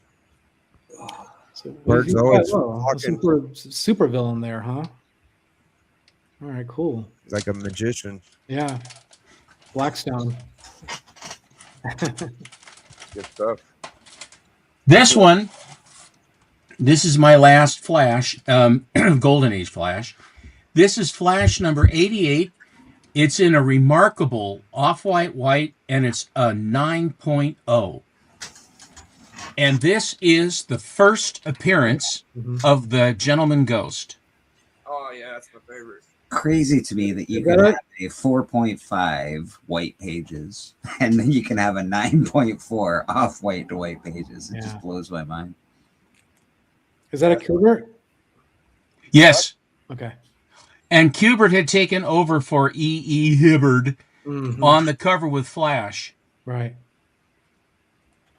And there's no dopey sidekicks near him, so that's kind of cool. Well, of course, the Flash did have Winky, Blinky, and Naughty. Yeah. And he did have, which I loathe in detail. I don't like Doby Dickles at all Yeah, either. he's terrible. I think Doby Dickles cause blech. So is Percival Pop. Oh, If you can understand Percival Pop, they had with the Spectre. Does this make any sense why you would have a guy named Percival Pop with a reincarnated Spectre? Right. Very sorry, doesn't work. A guy named Percival needs a poke in the eye, I think. Any guy named Percival needs to be beaten severely. and the same thing with More Fun, where they had Clover and Dover. Oh, What's that? And they had Green Arrow and Speedy. They go, "Hey, what are you guys doing?" He says, "Hey, we're in here too." Well, they have like 2 pages, but they put them on the cover. At least it wasn't Ben and Dover. Don't worry, you'll be all right. You want to share? Who that? I don't know if he got a chance to do his. Nah, what you said? He was doing books that people don't have, or you could just show anything you want now. We're kind of over. No, I'm not. I wasn't participating. Oh, okay. I got the Steve Canyon from Legend. Kind of cool. Number 1. Very cool. First appearance. Milton Caniff did not get any of the credit that he deserved for Steve Canyon and for what's the other guy? Ain't there a famous girl that comes in this later too? Like Jade. Jane. Jade, I think. There's what was the other one he did? Terry and the Pirates was the other one that he did. That's what I said. Yeah, so it's pretty cool. I think it's 1948. His original art, the strip art, goes for quite a bit. I know that because I've been trying to pick some up and I can't. These books just never seem to move much. Like you're always going to be able to get a cool war book for pretty cheap. That's fantastic. And I'm attracted every time I see something like that. Yeah, I think I'll buy that. and the thing is, you can. That's the great part about it. Yeah, that's awesome. I love this. This one's cool. My boy Tiger told me it reminds him of a different issue. I forget what he said it was, but Night Tiger, Mike. Book. Yeah, Mike is great. Little Simon Kirby, Golden Age. Wow. Guilty. Very cool. Yeah, guilty traps to guilt, or justice traps to guilty. Guilty of being awesome. Yeah, just some old school. When I first started collecting, I was such a big Kirby mark, man. I was just like, I gotta get more Kirby. When you first started collecting, come on. I love them, yeah. Yeah, when you get into the hobby a little longer, you may get past Kirby a little bit. I'm sure you will. I don't know. I'll try. I don't think he will, man. I don't think he will. I have my little crushes, man. He's amazing. He is amazing, and an amazing story. The man himself was an amazing story. The war stories that he was. It's sobering. It's amazing to see how much his style develops over the eras as well. I just love that. To hear how tough he was, yet how somber he was at the same time, but how friendly he was to people. Like, I don't know, the guy's Kirby's pretty cool. You've got to know that there were some demons. That one story where he was in that Rathskeller or whatever it was, that the tavern, and the SS officers. I mean, I read the story. You've heard it, haven't you, Jason? Oh. He does. Kirby would do reconnaissance because he could draw exactly where they were going to go in. Okay. So if he came into a village, he would draw everything so that where the cover was, where the roads were, where the buildings were, whatever, if there was any like sheds or trees or anything like that, so that they knew they knew exactly what they were going to be going in, because he could draw it exactly what it was, right? Mm. And he would generally go out with either there were two, he and another guy would go, or just he himself alone would go out to do this. Wow. By himself. So he was at the edge of the tree line of a forest. He was coming out, and then there was sort of a clearing, and there was this tavern.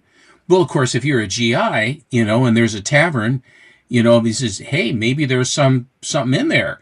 Yeah. So he worked around and he looked inside, and his eyes adjusted to the darkness, right? Mm-hmm. And he could see that there are all a bunch of bottles on the behind the bar. All these bottles were there. Mm. He said, oh. So he came in and he walked in. It was bright outside. He came inside, and as he was going, he's reaching for something in the bar, and then he all of a sudden realized he wasn't alone. He turned around, and there were 3 SS officers sitting there drinking. Oh man. And they stood up and they pulled their Lugers on him, and they held him, and they said, what do we have here? Wow. And what was his real name, Biggie? Jacob Kurtzberg. Mm. Jacob Kurtzberg. Wow. And he says, they took his tag and they said, what do we got here? Oh, it's a Kurtzberg. It's a Jew. Mm. And they started to berate the hell out of him because he was Jewish. Wow. And so there isn't a damn thing that he can do, because there's 3 of them and they got the drop on him. Mm. So they tormented him and they pushed him around, and then finally they shoved him down onto his knees. Mm. And they were about ready to shoot him in the head. And one of the SS officers had a Nazi dagger in his boot. And he said that, I remember grabbing the dagger, and then there was this red mist. Wow. And when I finally came to my senses again, Mm-hmm. all 3 of the Germans were dead at my feet, stabbed to death. He says, and I don't even remember what happened. Wow, that's amazing. That's Jack Kirby. Wow. Good Lord. That's crazy. I mean, that's for real. So, what'd you do in the war? Hey, Jack, what'd you do in the war? And then the other thing that is fascinating is that Kirby goes over and he's with Patton. And then the guy that took over at Timely for the covers was, damn it, who's the next guy? Anyway, he got drafted. So then Sid Shores took over the covers. And then he got drafted. And then Sid Shores got sent over. And he was, I believe, near Bastogne, where he got hit. And then Patton came up and relieved them there. And it was when he was with Patton, just like Kirby. They didn't know that, though. So then, and when they went in to relieve them at Bastogne, he got wounded badly. And then they medevaced him out to England. And that's where Sid Shores spent the rest of the war, was in England, rehabilitating from his wounds. Mm. And so then finally when the war was over and then he was stable enough to then travel, he was okay. So he came back over to the United States and he went back to Timely, which is where Kirby went too, or Marvel by this time, maybe Marvel Timely, Atlas, whatever they were doing to save money. And they were, I guess, down in the Timely lunchroom. And so they were just talking, and Shores was sitting with Kirby. Mm-hmm. And he says, were you in the war? He says, yeah, I got tagged at Bastogne. He says, oh, really? Who were you with? I says, I was with Patton. He said, so was I. What unit were you in? They were in the same unit, and they didn't even know it. So, I mean, you talk about the stuff that the coincidence of it, that 2 guys would, and so it was that kind of a thing quite a bit. But when I read that story about Kirby, and there's more of it too. And there are interviews where he talks. I don't know if you've ever seen them, but they're on YouTube, where they'll interview him and he'll talk about it. And he gets into a real funk when he gets too deep into it to remembering stuff. He gets quite dark, and understandably so. But it's extremely poignant to listen. And you think about this sort of fun, Fantastic Four. Hey, there's Thor. Thor is flying. He got the FF doing this, and all the different stuff that he had done, what Kirby did, that was so friendly in comic code, and everything else that was so friendly and familiar with Kirby. And yet the man lived an incredible... Ken Bald. You talked about Ken Bald. Mm-hmm. Ken Bald enlisted in 1942, December 7th of 42, into the Marine Corps. Mm. And then he ended up having to go to like Peleliu and Iwo and Tarawa. Jesus. And he was so good, and he was so smart, and he was so adept, and a great Marine. And it's, and you've got to be fit to be a Marine. Yeah. He basically was a captain by the time he got out. From 42 to 45, he advanced all the way up to captain from an enlistment. And they used him in intelligence. And not only was he working with the Marines because they were hooked up with Navy, but they worked with the Army. So he was working with the intelligence service of the Army. Wow. Decorated, came out, and then he drew comic books till he was like 102 or whatever it was.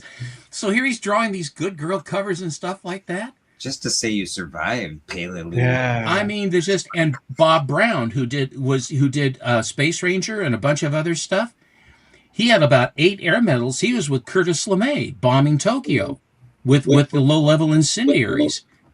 I wonder if there was something intentional about the military sending Jewish guys to the Western Front. Like, this is personal, go out there and get them, or. Well, my front desk clerk was named Harry Stern, a Jewish fellow, big fella. And his entire family went into the ovens. Wow. So when he enlisted and went in, he went back to avenge his family, survived the war. I used to talk with him at great length about it because he was there. And my breakfast cook was incarcerated she was in the same camp as not the same camp, but she was one of the interned Nisi Japanese. Right. And she and her mother were incarcerated. I mean, they were in prison basically for the duration of the war. Yeah. So my age is such that I had occasion to talk with quite a few. Yeah. And of course, I'm old enough that my grandfather, as you know, was an ambulance driver in the First War. Wow. So I grew up with a guy that was by the trenches and saw everything you could see that happened to a human body in the trenches of World War I. It's a bit sobering. I don't want to bring this down, but the history. This may be one of the reasons why I have such a deep, abiding love of history, because I lived with the people that made the history. I lived in that generation. I was going to say, when you're talking about how big the regiments were, or the I forgot what the term we used, but they were huge. Like, the divisions. Absolutely. Where were you? Yeah. Because I've told Stepan a few of you guys before. My grandfather was a part of the Red Ball Express, and that was hell of a man. Huge group, and it was just the amount. I wish I would have talked to my grandfather more about it, but he really didn't want to talk about it. But I was going to say, Russell, they don't really talk about it. They didn't really talk about it. The only thing he told about it, it was Patton's I think it was granddaughter. They had like some kind of little thing, and my grandfather met her. Oh, really? She said, "You're welcome to come to, I guess, the family house that it was. I think in England, maybe." And my grandfather said, "Thank you for the invite, but you would never get me on a plane again." And it was just because flying, that you got to think about. You flying across, and those big bombers and bombs are flying, blowing up around you, and I could only imagine. I think, and I don't remember any stories of my grandfather flying in an airplane ever since after World War II. I don't remember any stories my dad would tell. Well, they would have gone. I think your grandfather probably would have gone over by ship, not by plane. Well, I don't know how they went over, but I know he By said ship. he didn't. I don't want to fly in a plane, so he had a bad experience a plane. Russell? Can I just say one thing? Because the Army keeps records of all that, if you know what your grandfather's unit was, you can go to the National Personnel Center that's in St. Louis. You can write them, or go online, and if they have a nominal fee, you can research. If you can find out what unit he was in, you can track them right through the war and all of the action they were in. Wow. That's my grandfather. My grandfather, I sweet talked a guy at the National Archives, and in his off time, he went through the files of the American Expeditionary Force, and because he knew what unit he was in, he was able to track my grandfather, and he found and took copies of all the correspondence where he was transferred, where he was, when was he there, when he got advanced, when he became a sergeant. And all this other stuff. And then when I found all the cache of pictures from my father, I mean, I had written the thing and I got his victory medal, and then I got a victory medal from Oregon for him, because you have to prove what they did. And he was at Verdun, and he was in the Argonne Forest, both. And he was with the French because that's what they wanted first. But what I'm getting at is this, though: you can track him and find out everywhere he went and what he did, because they have records of what the units were doing, and some of them even have logs as far as what they did. So you might want to look into that, because it's fascinating. I want to tell you this, and I think somebody did that because at his funeral they had maps with the Red Ball Express, with where they drove. They had like a whole bunch of information from his unit. So somebody did a lot of that research when he passed, and they applied for he had a military funeral. They sent some Army, and we actually General Honore. I don't know if y'all know General Honore. He was like the famous general that was down in New Orleans when we had Katrina, that George Bush sent down in Katrina, and he came speak at the funeral as well. But he's kind of friends of the family. But they when we sent all that information, he knew about the passing, but he made sure to request that he get sent. That's wonderful. So what an honor. That's well deserved.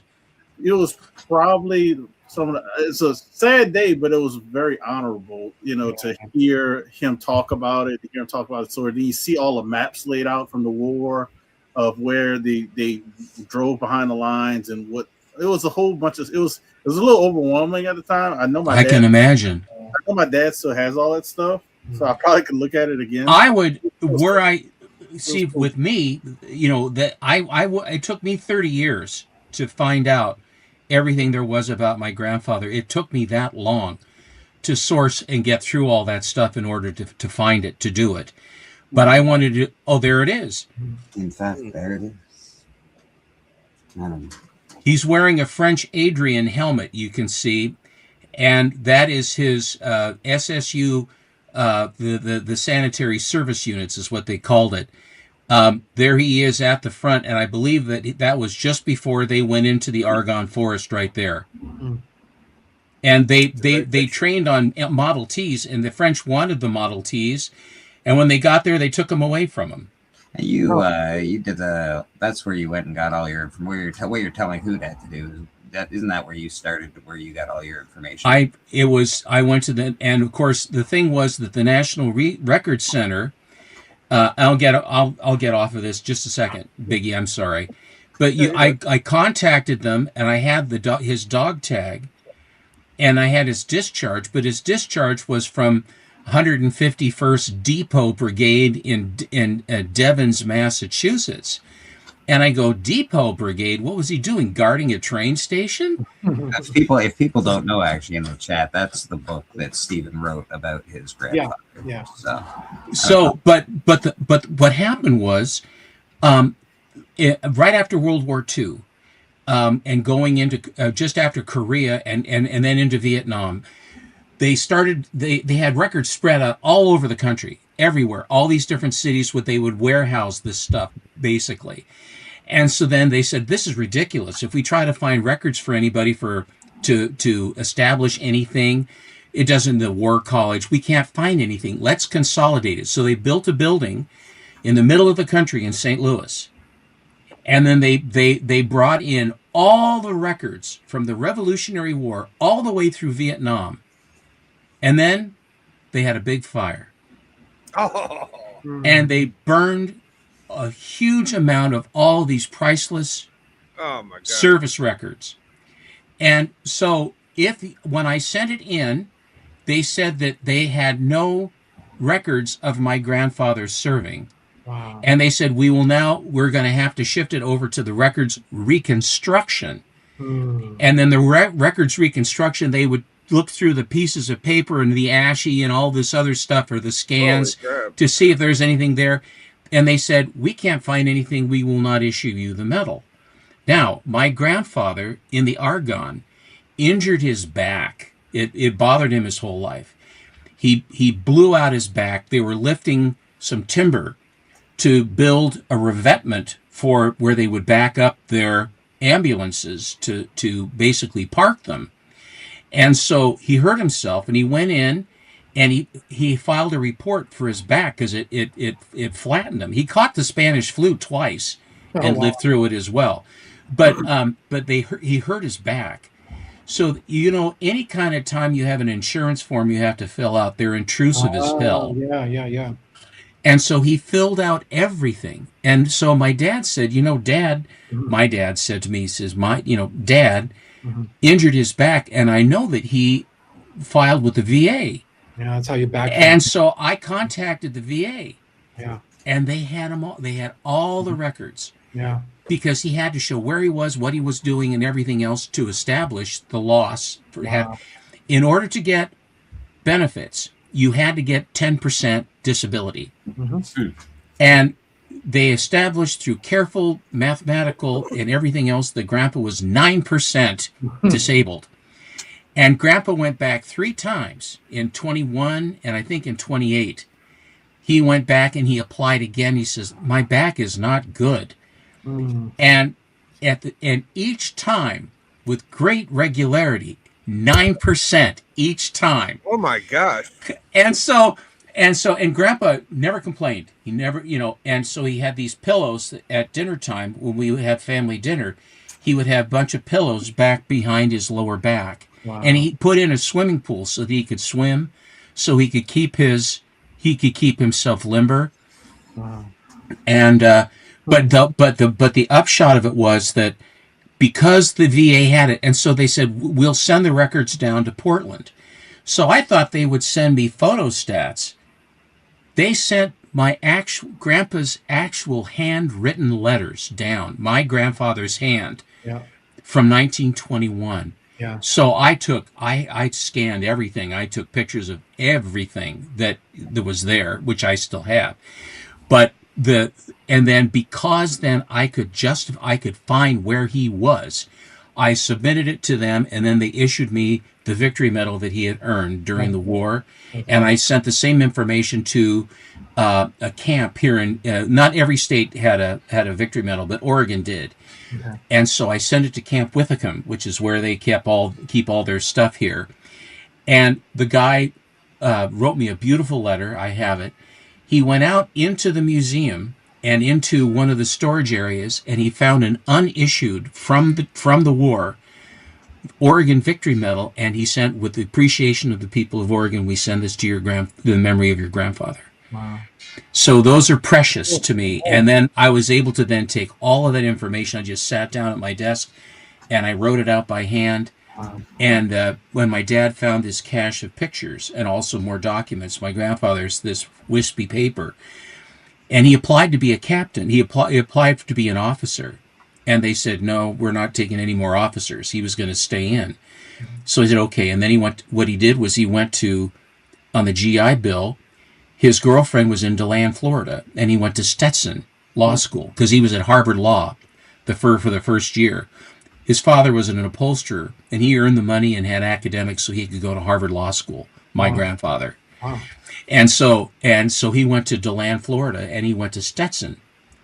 And when he graduated from Stetson, he graduated at the top of his class, and he had a handwritten letter from the chancellor of the school, this glowing report that Albert Gentner is the best, he absolutely brilliant legal mind, etc.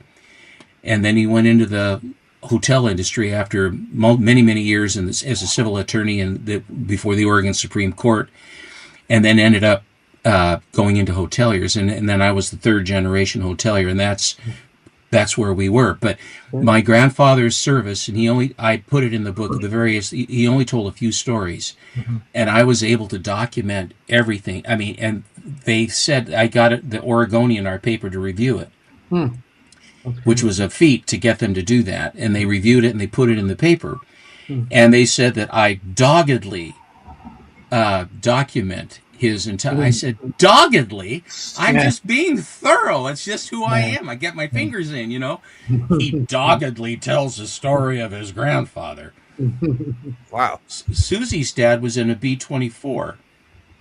Wow. And they went the full length of all the missions, like the Memphis Belle. And they were not in a B-17, they were in a B-24 Liberator. And they all came through. 44 missions in that plane. Her dad continued flying as well in other bombers, but the name of their ship was Lonesome. And one of the worst casualty aircraft war for them was when they had to bomb Ploesti in Romania, which was where all the oil was coming from for the Germans to prosecute the war. And so they had flak towers and fighters and everything else, and it was absolutely devastating. And they had to bomb it 3 times to take it out. Wow. And her dad was on their B-24 named Lonesome, because they're all bachelors. They named their ship Lonesome. Went through, and they all came out of it, but they all bore the scars of watching their friends go. Really, really something. So I hope that you've enjoyed our history class this evening. Let Steppo know if anyone wants a copy of his book. I'm sure everybody would like a copy. I've been looking for one, actually. Well, if you would like, gentlemen, if you will email me your addresses, I'll sign a copy of the book to you, and I'll be happy to send it to you. All right. Thank you. Really? Wow. Thank you so much. That was very. I should have before. Russell, if you'd like one, I'd happily send you one too. I'd be happy to pay for one. You make me feel like I need to. Yes. I would love. I would love one. I definitely would love one. I need to do more research on my grandfathers and learn. I have a nice little. We have a memoriam, like a case. It's got the flag. It's got a picture of his ship he was on, and picture of him, and all that stuff. But I need to learn more. But it's important. It's important that we don't forget. Yeah, because our generation, we're the last step. Because my kid, my child, will know this. And actually, when I wrote the book, I basically had it copyright, and then I also had it put into the Library of Congress. Oh, cool. Awesome. So it is. I sent them a couple copies, and it is copyrighted, and I'm in the Library of Congress with it. Awesome. So that whenever anybody does research and stuff, and it's in museums across the country, World War I museums. I contacted them. I said, "Would you have any interest?" Oh, we'd love to have it. So, so I'm around, but I will send you guys. I have, nice. My selling service on Amazon. The company gave up. They quit doing it. So the ones that are left are the ones that are all used and everything else. But I have boxes of pristine, the ones I send to my buddies, which you guys are. These are absolutely pristine copies. They've never even been opened. Yeah, I think I looked on Amazon. And I don't know if I could find a copy. I think that was the issue, or maybe I was looking some. No, that's all right. It's my pleasure to send them. Well, so, and I actually, I do have boxes from comic books from my comic shop. So they'll arrive in very nice shape, I assure you. Okay. With the bubble wrap and all that, right? Let me drop a leg for Yeah, Roman, roll and then I further. got a little Big Biggie. Biggie. Biggie.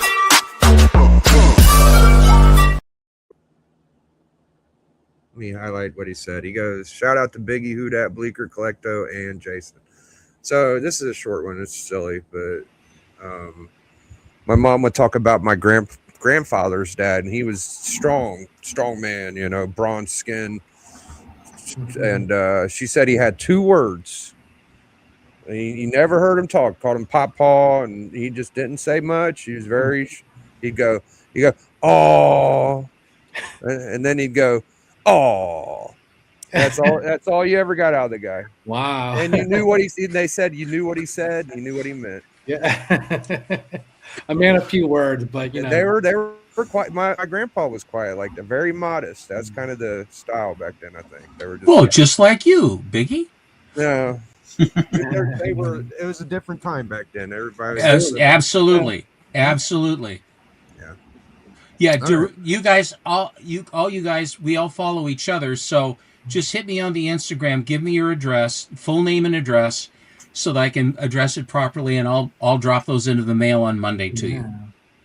Thank I you, appreciate that, man. I want to pay you though. I feel like No. the worker's worth his hire. You know, I mean. Well, worth is higher. Catch me on the rebound. If you guys have an interest to read it, it is my pleasure to share it with you. I confess that when you're done, though, I mean, when you've heard my voice, when you're reading this, the way I wrote it is if I'm talking. So you're going to hear my voice in your head as you're reading this. That's I'm going to get in your head. Okay. That's a fact. I'll tell you that right now. 100% fact. I've read the whole thing. Sounds just like Steppo. Maybe we could do a review on it. Oh, that'd be Since, great. Yeah. Since Yeah. Matt has it. What? Don't let D-Runk read it, please. Oh. Yeah, well, He'll kill me. A 3.5 out of 4 or 5. This is unclear. What's this it's not a picture? comic, but we Not could enough do a- background. Yeah. I'm sure it'll be great. All right. Well, you guys have quenched my thirst of my Friday night evening. I really appreciate everybody that came through, and we will be back on Sunday. We'll go around the horn a little bit. So for me, Friday nights Collector Club, Thursday is Hot 5, Wednesday is Book Club, and that's about what you get out of me. How about you, Archivist? I seen that you did the video a couple weeks. You're back, and I'm glad that you made a new video. And what you got going on? Thank you. Yeah. So last Wednesday I was on Mr. McGroovy's channel. Paul, check it. He's a wonderful interview I had with him. He was really fun to talk to. Then yesterday I dropped a video, just a unboxing and AOK type video. I have staples coming for a book that I'm working on for Johnny that should be coming tomorrow. Because I had to get some extra staples. Anyways, I will hopefully be dropping a video early next week. So Good. Very nice. Yeah. Stepper. I propose to be on the church, Bleeker's Church, on Sunday, and I will be basking in the glow of our new certified artist, Aaron. Oh, yeah, buddy. And last week he was doodling along, and I said, "What's this going to be?" You know, I said, "It's a guy." Well, I don't know if I want it's a guy. And then he kept going, and it turned into Mumra. Oh, no. Oh, yeah. That's And right. I said, "Okay, done." Awesome. So he drew a great Mumra, and then he had he had the Mumra before he turns into Mumra on the cover, and then you turn the book over. It was a blank, and then on the other side, then he's all on fire, you know. It's just- Great. That's awesome. and then Monday, as I just said to Jason, is that Alan and I will be doing Fox Features Syndicate books. So there'll be a lot of Blue Beetles, and there'll be a bunch of for me, and then I have and there'll be probably JoJo and some other stuff like that, some Fox Feature Syndicate stuff. So it'll be really, really good. Fox Feature Syndicate is incredible. I mean, the stuff they had, and the story behind it is amazing too. I mean, cheap ass. You know, I mean, really, I mean, oh my God. Yeah, they scared away the Iger studio at one point. So yeah. Well, I mean, I'm certain it's because Victor Fox didn't pay them. I think he was famous for not paying. That's where Feldstein had to. You know, they said, "Look, we got to get out of this place. If it's the last thing we ever do." Nice. Go vote for who that. His daughter is. We got a 3 days. We have a 3 day lapse, right? Yes. Yeah, Okay. it's 27th. It starts back up. Okay. She made the quarterfinals with the top one, like one of the top 1% people up there. So they got the quarterfinals, and I think they're gonna have. I think they're gonna break that up into two groups or whatever, and then there's the finals. But yeah, it's down to the nitty gritty. Down to the nitty gritty. Man, so she got farther than anybody could expect. I appreciate everybody. It's part of a journey. The comic book community has come strong on Facebook and YouTube, along with Instagram as well. Yeah. And shout out to everybody who's voted. Special shout out to a lot of people who donated to vote. Because they actually send like the top donated people, and it's I was shocked with some of those numbers as well. So appreciate everybody that takes the time out of the day, and if you did donate financially, that is a tax write-off. Just letting people know. The Planetary Society, it goes to the Planetary Society with the nonprofit stuff like that. So just saying. But I think we're doing an auction Saturday. Yeah, that's right. Saturday. Band of Bros. Saturday. That's what we're doing tomorrow. Is that like Saturday tomorrow? Mm-hmm. Yeah, that's what I hear. Dude. That's what I hear. You already got me, Russell. No, I'm not. No, I'm just promoting the guys. I don't really have much to sell. Thanks to me. Only thing new I got is this. and this. That's it. That's all I got. But we're good. Yeah, thank you very much. But Band of Brothers, come check out, come hang out, man. We have a lot of fun as well. I'll try to do like a buyer giveaway or something. I don't know if it depends on how I'm selling stuff. I think I'm gonna at least come hang out and try to promote everybody and do my best to help out with that. And then Sunday is church. I'm not sure if I'll be on Astonishing, but I'll definitely shout them out this Sunday. It depends on how worn out we are from Saturday. But yeah, definitely come hang out with us, man. Sub everybody up, thumbs up, and check out some of the videos I posted. I posted some shorts. If you didn't see the reveal of the books from CGC and the book, because I already packed up Steppo's books. I just got to put them in. You sure pulled and hauled. You put me at the end. I mean, I'm sweating bullets this whole time. You dragged it out, and you were having an enormously good time, weren't you? No. When I say they put the books lined up perfectly, I don't believe it. The first book was the showcase. It was like when I saw it, because I grabbed what I did was I grabbed the top like this, so I didn't see the grace. I could see what books are, and then I saw your book at the very bottom. I said, "Oh, I don't have to move it," because I was afraid if I move it, I was going to see.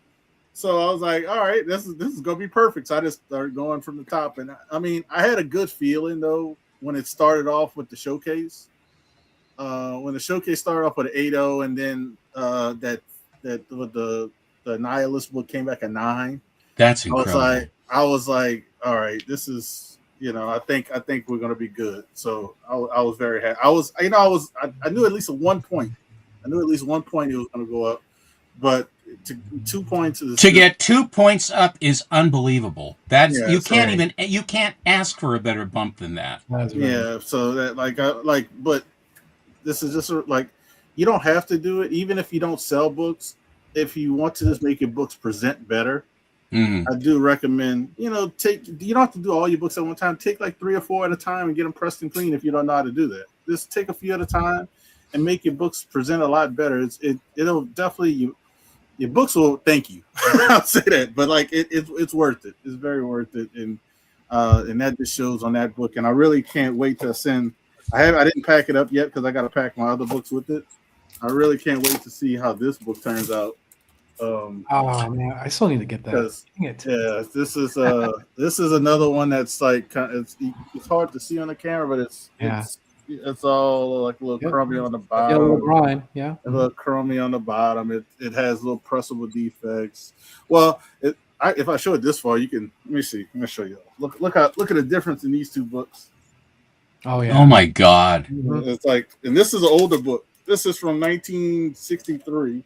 Wow. And this one. Holy smokes. This one's super white. Yeah, the other one almost looks beige-ish almost. Yeah, it looks and it's not, and that's not the color. That's just the dirt. That's right. Yeah. So I'm not. I don't want to say a whole grade, but I think it's at least a 9. That's awesome. That's but I tried to tell. No, I want a whole grade. I want 9.5. Hey, they used to give out 9.5s. Yeah, I guess they got rid of that number. Yeah, they did. Comic Book Church Sunday. Band of Brothers tomorrow. Bleecker Street Comics. Give us a check out. Follow us. All the stuff. And I think I'll be on Astonishing Auctions on Sunday night as well. So. Yeah, well, calm down, Bleak. I mean, you look like you got your hair on fire there. What's going on? I don't know, man. I just haven't been haven't been feeling so shit hot today. Everything behind me is always for sale, except for Castle Grayskull. Don't bother with that. Oh shit! Hey, what the hell, man? What is my spiel? Button slip. We always got good stuff. So come on down, especially for Band of Brothers auction. Do you ever do the Professor anymore? I didn't get enough views for it, and it takes like a week and a half to edit one of those things. Those are fun. I know they're excellent. They really are one of your best things. Man. Yeah, I went back to your. You got all those voices you get to use and everything else, and singing and all that jazz. The Wolfman and all that shit. Yeah, man. Well, it was a total rip-off of a Canadian show. If you guys have never watched it, it's called Hilarious House of Frightenstein. No, I don't know it. And it's very Canadian, but it is on YouTube. I watched it when I was a really little kid. It was one of my favorite shows when I was, I think, 7 and 8 years old. Wow. Absolutely, by far, one of my favorite shows of all time. That's awesome. It burned into your brain, totally. Right into my brain. So I became a monster guy right from That's great.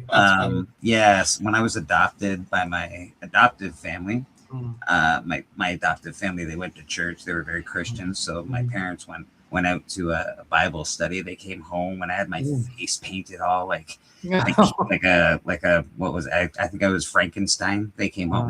They lost their shit. Oh no. Yeah. There was a lot of praying going on, let me tell you. Yeah. It's all right. Monster from day one, baby. Monster from day one. That's great. Oh yeah, I remember that story. That's great. So speaking of astonishing, they said they took a rain check this week, but from what I hear, they're all coming Friday. Like, oh, cool. Trollfire, MT, Brian, yeah, and maybe Paul. So yeah, they're great guys. It was good to meet them. Well, I think the idea of merging, having our gang hook up with their guys, I think that we have a lot of great guys. I mean, they're great guys and we're great guys, and I think it's fun to share. I think it's really important. I think our community, we've got a really wonderful community. That's all there is to it. Yeah, absolutely. Yeah. It's one of the few auctions you could watch and not have to buy anything and still be entertained. It's like, they're just funny. You're just like poking at them and having fun, right? Yeah, it's true. Sometimes I wish to hell they pay attention to the end line. And when they start the shot clock, when it gets to the bottom, don't be talking your ass off when I've won the book and then wait for some other clown to come in and bid me up.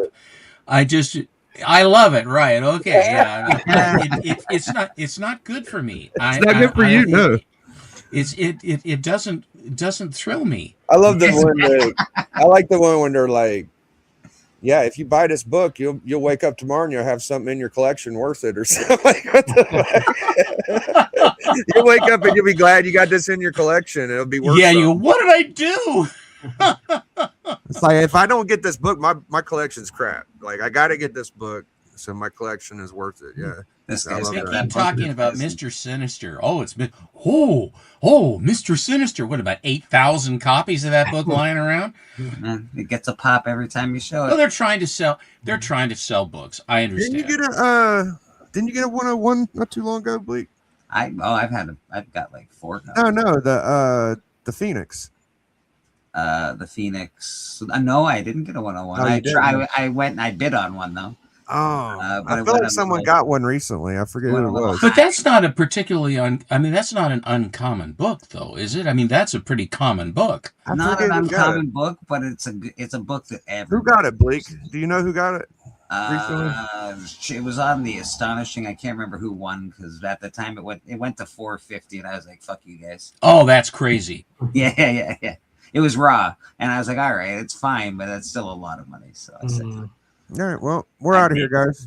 Oh, Good night. yeah, thank you so much. See y'all next week, guys. See ya. Biggie.